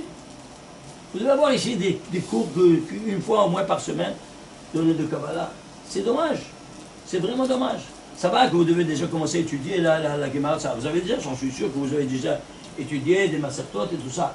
Et vous manque ça. Bon, continuez à étudier les masertot. Je ne vais pas dire ne pas étudier, mais une fois de temps à autre de Kabbalah, parce que c'est, Oui, sachez-le. il faut avoir un bon maître. Ah, mais attention, C'est important. un maître qu'il a reçu. Qu'est-ce que c'est Kabbalah? Kibalti. Kabbalah, c'est reçu. De qui? D'un maître qu'il a reçu. Et ce maître, d'un maître qu'il a reçu jusqu'à Moshe Rabbeinu. C'est ça, ça ne s'appelle pas Kabbalah. Si tu dis seul, ça ne s'appelle pas Kabbalah. C'est le. By definition. Oui, mais c'est important. Ah non, d'avoir- jusqu'à Moshe Rabbeinu. Jusqu'à Moshe Rabbeinu. c'est Jusqu'à important l'Arizal, d'avoir un moi. bon maître. Ouais. C'est clair? C'est clair ou pas? L'Arizal, c'est le Gilgoul du Rabbi Shimon Bar Yochai. Rabbi Shimon, le Gilgoul de Moshe Rabbeinu. Ouais. C'est clair ou pas? C'est comme quel goût de Noah? Non, Noir, il n'a pas. Après, c'est le premier juif. Si toi tu as un enfant, tu ne peux pas l'appeler Noir. Tu sais ça ou pas? Vous savez pas ça? Parce que le premier juif, c'est Abraham. Et la première juive, c'est Sarah. À partir d'Abraham et Sarah, tu cherches dans cette rose de candidats et des candidates pour donner un nom à ton fils, ton petit-fils. Et en avant, c'est-à-dire en arrière, non. Qui vont donner une âme juive. Un nom qui soit à la page. C'est-à-dire qu'il a une identité juive, une neshama juive. Et Yitro, c'est un nom juif? Non, il n'est pas juif, il s'est converti. Il s'est converti, donc qu'est-ce que tu veux prendre un converti? Tu veux prendre un neshama? Alors prends un l'origine, qu'est-ce que tu vas chercher? C'est clair? C'est clair ou pas? Et attention, il faut donner toujours un seul nom et pas deux noms. Deux noms, c'est une catastrophe. Vous cassez le mazal du gosse. Je vous avertis. Et pourquoi? Justement pour cela que vous avez des vies malheureusement très pleines de nisyonotes et de souffrances. Et pourquoi? Parce qu'on vous diminue votre mazal quand vous vous appelez de deux noms un gosse, après tu l'appelles d'un seul nom. C'est clair ou pas? Quand toi tu l'appelles pas des deux noms, tu lui diminues Hamazal Hamagialo, le mazal qui lui est dû. Alors pourquoi tu veux le mutiler, le pauvre? Il a deux prénoms, on appelle toujours pour les deux prénoms, tu dois l'appeler des deux prénoms. J'entends pas, haute voix s'il te plaît. C'est mieux de donner deux noms ou de donner un nom, j'ai dit, pas deux noms. Non, parce qu'il y en a qui font des noms composés. Alors, les noms composés, tu le décomposes. Avant qu'il naisse, c'est clair ou pas? Ça n'existe pas des noms composés. Tu as vu, toi, un nom composé dans la Torah? Non. Alors, qu'est-ce que tu viens inventer? Alors, s'il te plaît, arrête de dire de bêtises. Il n'y a pas. Ça n'existe pas. Jean-Claude, écoute, tous les noms en français, Jean-Claude, Jean-Pierre, tout ça à la poubelle. Si tu te fais appeler d'un nom français, tu entends, tu éclipses toute l'abondance divine qui t'est due. Et pourquoi? Tu prends un nombre d'impuretés qui sont des apôtres de tous ces gens-là, n'est-ce pas? Qui sont dans le calendrier Barminan, Shemishmor, des crétins. Et toi, tu vas habiller ton neshama de cet Touma, mais tu es fou, tu tombes sur la tête. Ne te plains pas après là, que tu as toutes des nisyonotes. Rabbi Alexandre. Écoute-moi. Tu m'écoutes? Ouais. Alexandre a été donné simplement à sa génération pour le remercier. À sa génération, point final. C'est clair maintenant? C'est tout. Alors maintenant, si toi tu veux avoir un... Alors c'est tout. Avant ton heure, salut. Vous avez d'autres questions? C'est fondamental pour le bien des gosses. Un seul prénom. Moi, c'est clair. Il y a un gosse, imaginez-vous ça. Il me téléphone, ça fait comme plusieurs années de ça. Il était à Anguin. Il me téléphone. Rabbi David dit à mon fils que on ne dort pas la nuit. Qu'est-ce qui s'est passé? Et il n'ouvre pas la bouche. Ça fait 3 ans. Il n'ouvre pas la bouche. Hein? Il n'ouvre pas la bouche. Il parle pas. Il parle pas. Ah, Et alors, tu l'as pas pris un psychiatre. Il me dit, je l'ai pris dans un psychiatre. Il a vu, il a examiné, il a dit autiste. Autiste. Alors qu'est-ce que je dois faire? J'ai dit, moi, comment tu l'appelles? Il me dit, Solal. Comment Solal? Solal. Je dis, Shkunada Solal. C'est quoi? Le mot, il n'a pas le droit de couper, de dire, Icaré, c'est moi, Israël, Solal. C'est pas un nom juif? C'est pas possible. Alors tu as donné un autre nom, mais rappelle-toi comment il s'appelle. Ah oui, vous avez raison. Une minute. Oui, c'est vrai, il s'appelle Yehuda. Je l'ai appelé Yehuda. Et alors pourquoi tu appelles Solal? Je sais pas. Alors maintenant, tu vas l'appeler Yehuda. Tu vas voir qu'il va commencer à parler sans problème. Il n'est pas ni autiste, c'est le psychiatre qui a besoin d'un autre psychiatre. C'est clair? Vous pouvez lui téléphoner, j'ai son numéro de téléphone. À Anguin. Il me rappelle 1 heure après. Qu'est-ce qui s'est passé? Il dit, Rabbi David, c'est incroyable. Je vous ai parlé de mon bureau. J'étais vite à la maison et j'ai dit à ma femme, voilà ce que j'ai parlé à Rabbi David, voilà ce qu'il m'a dit. Alors, il faut l'appeler Yehuda et tout est en ordre. Bon, allons tout de suite vérifier. Il me dit, on est monté en haut, il a une petite villa. il monte au premier étage, le gosse il jouait par terre avec le petit train, et ma femme elle rentre, Yehuda, qu'est-ce qu'il fait le gosse? Il se retourne, qu'il a appelé Yehuda, il se retourne, il se lève, il va vers sa mère, il met la main sur sa poitrine et dit, moi Yehuda, les premiers mots de sa vie après 3 ans. La femme, elle s'évanouissait dans le pain de son mari. Il a commencé à parler, vous écoutez, et il ne pouvait plus s'arrêter. Qu'est-ce qui s'est passé? Vous avez vu ce khmar-là de psychiatre, il a vu pas son nom de psychiatre. Parce qu'il ne sait pas, ce n'est pas le médecin de l'âme, le psychiatre. Qui c'est le médecin de l'âme? Le rabbin, et le rabbin qui a étudié la Kabbale. Ah, il peut te dire les choses, comment ça fonctionne. C'est clair? Ça fait tout le tour d'Anguin le jour même.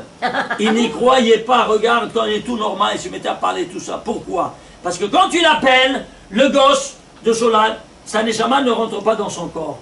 Alors il se la ferme, il ne peut pas parler. Mais si tu l'appelles de Yehuda, comme tu l'appelais au Brit, il se réveille, alors il commence à agir et à parler. On va le voir aujourd'hui, il a 16 ans, il est un rabban mitzvah et tout ce que tu as fait, il étudie la Torah et tout. Et pourquoi ça? Un nom. Solal, devenu Yehuda, devenu Solal. Est-ce que vous comprenez? Alors, tous les noms d'impureté à la poubelle. Premier donné. C'est clair? Deuxième donné, donner un nom seulement au gosse. Donner au chemin céphalade.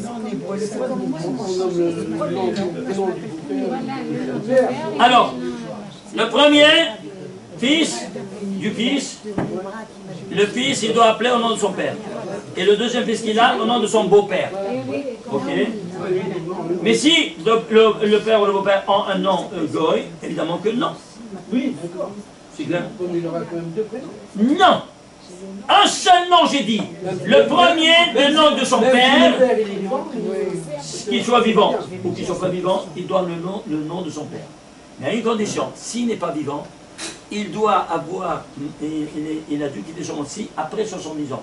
Si avant les 70 ans, c'est défendu de donner le nom d'un mort avant les 70 ans. Vous savez ça ou pas? En mémoire de la personne qui est décédée, on peut donner un nom, par exemple Mir, si on peut donner un nom. Je vais te dire tout de suite le problème où se trouve. Que toi, tu peux donner 2 noms, mais après, dans la compagnie des jeunes, c'est trop lourd, Nirtzion. On les appelle, même Abraham, c'est trop lourd, on appelle Avi. Oui ou non? Et Yosef, Joe. C'est quoi Joe? C'est un yo-yo? C'est quoi? C'est comme ça! Alors que tu le veuilles ou pas, tu es en train d'amortir le futur de ton gosse quand tu donnes 2 noms. C'est clair ou pas? Parce que c'est pas toi qui le fais, après ce sont les autres qui le font. Et dis ce que tu veux, excuse-moi, tu veux être Hamas sur le compte de ton gosse? Fais-le! Ne te plains pas après si tu as des problèmes. C'est clair? Je suis en train de te dire ce que nos pères ils ont dit. Alors s'il te plaît, baisse ta tête et accepte ce que nos pères nous ont transmis. Parce que ça va, chez nous. C'est pour le bien de nos enfants. Que tu le saches. Oui. Pour le deuxième, j'ai rêvé, Beddin Shelma'ala, ils m'ont dit de l'appeler 3 prénoms.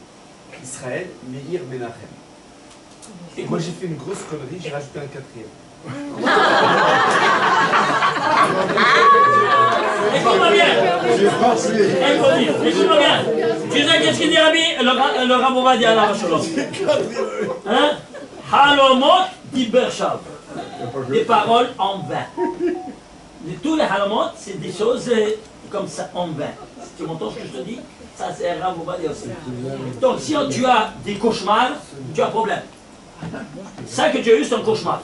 Ça ne peut pas venir du ciel de donner 3 dents, parce que d'écrire que tu ne dois pas donner plus qu'un an, tu es dans... Ça, c'est le Satan qui vient te marcouser. Tu comprends maintenant? Et c'est la preuve que tu as donné un café. Il a implosé, le mec. Je te dis, m'excuse. Mais ça, c'est que tu le saches.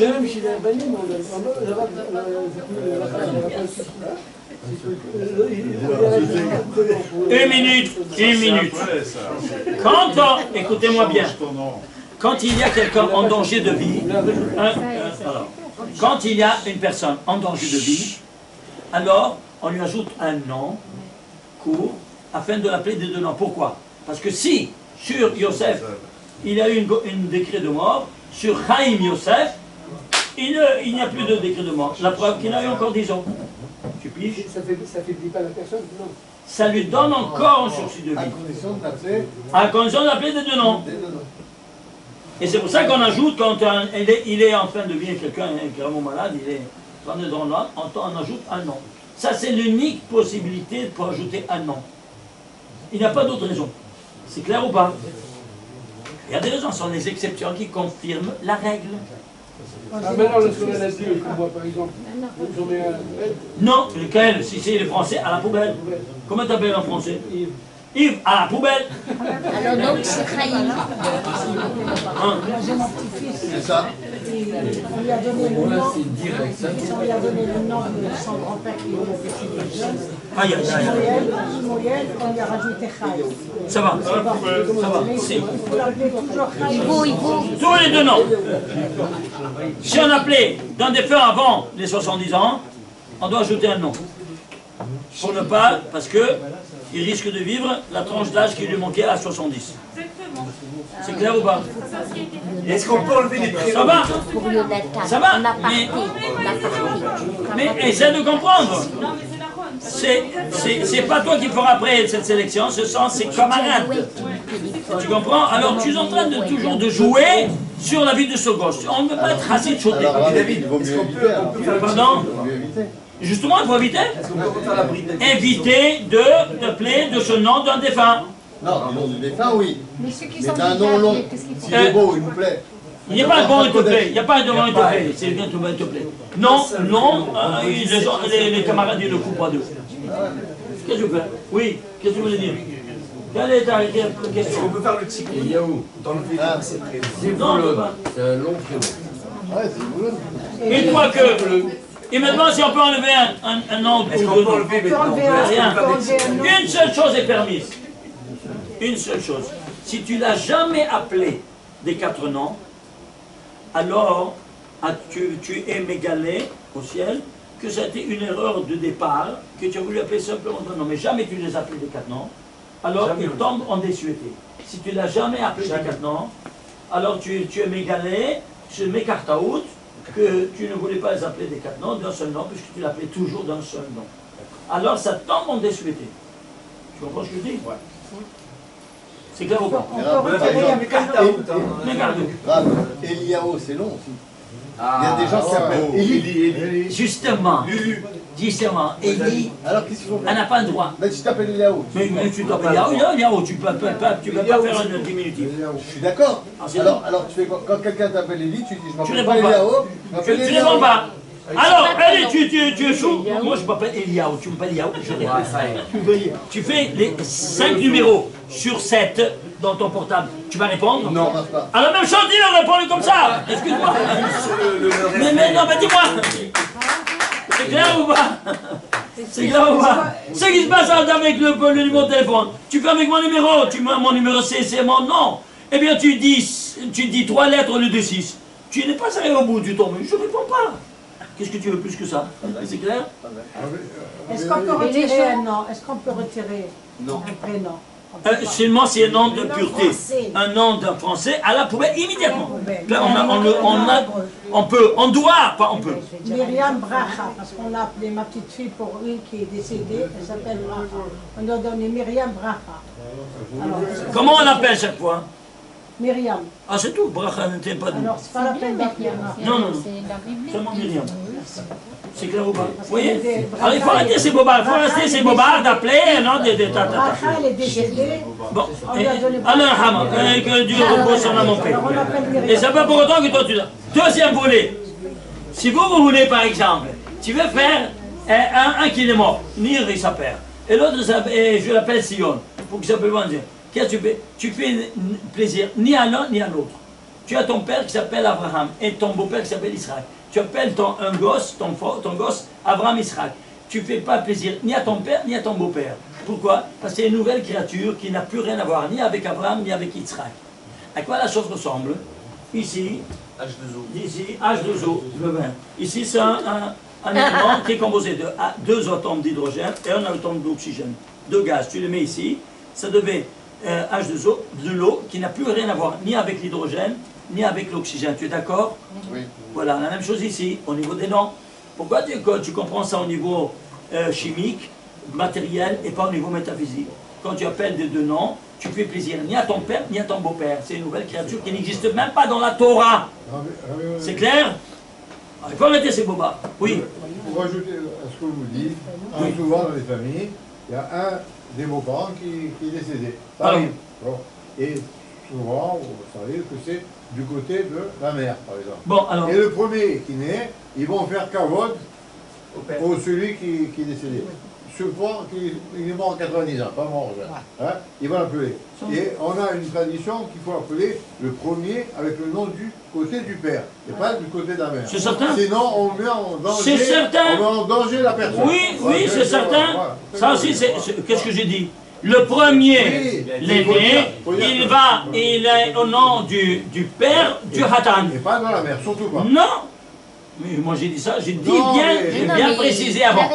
Avant, les parents du père, après les beaux-parents. On donne l'exemple avec Nadav et Avihu. Le deuxième c'est Avihu, c'est le père. Voilà, ils sont morts tous les deux. Ouais, c'est clair? Autre question? Oui, s'il vous plaît. Quand un enfant, par exemple, à la Brit Mila, oui. Il a été nommé au nom du beau-père, d'accord, et après un prénom, Eliaou Dan. On ne l'a jamais appelé Eliaou, on l'appelle Dan. Mais d'où ça vient ce mot Dan? Dan. D'où ça vient? Il l'a donné au Brit? Non. Mais on a donné les deux. Au moment du Brit? Oui. Ouais. Et on ne l'a jamais appelé Eliaou, toujours Dan. Eliaou, c'était pour faire plaisir au beau-père, mais on l'appelle Dan, tout le temps, tout le temps. Et Eliaou, jamais. Quel âge il a maintenant? 35 ans. Oh là là. Alors, suivez-moi. Et le jour du Brit, le Moël, il lui a rajouté Mordechai parce que c'était pourri. Le Dan qui est Eliaou, ils n'ont jamais appelé du nom d'Eliaou. Ça tombe en désuété, comme ici les trois noms qu'il n'appelle pas sur quatre. Au moins une fois par jour, je lui donne les trois prénoms. Vous l'appelez une fois par jour Eliaou Dan ou pas? Moi dans ma fille là, simplement, mais personne ne l'appelle comme ça. Personne ne l'appelle comme ça, ce n'est pas suffisant. Il faut l'appeler comme ça, sinon ça tombe en désuété. Ah, donc on peut...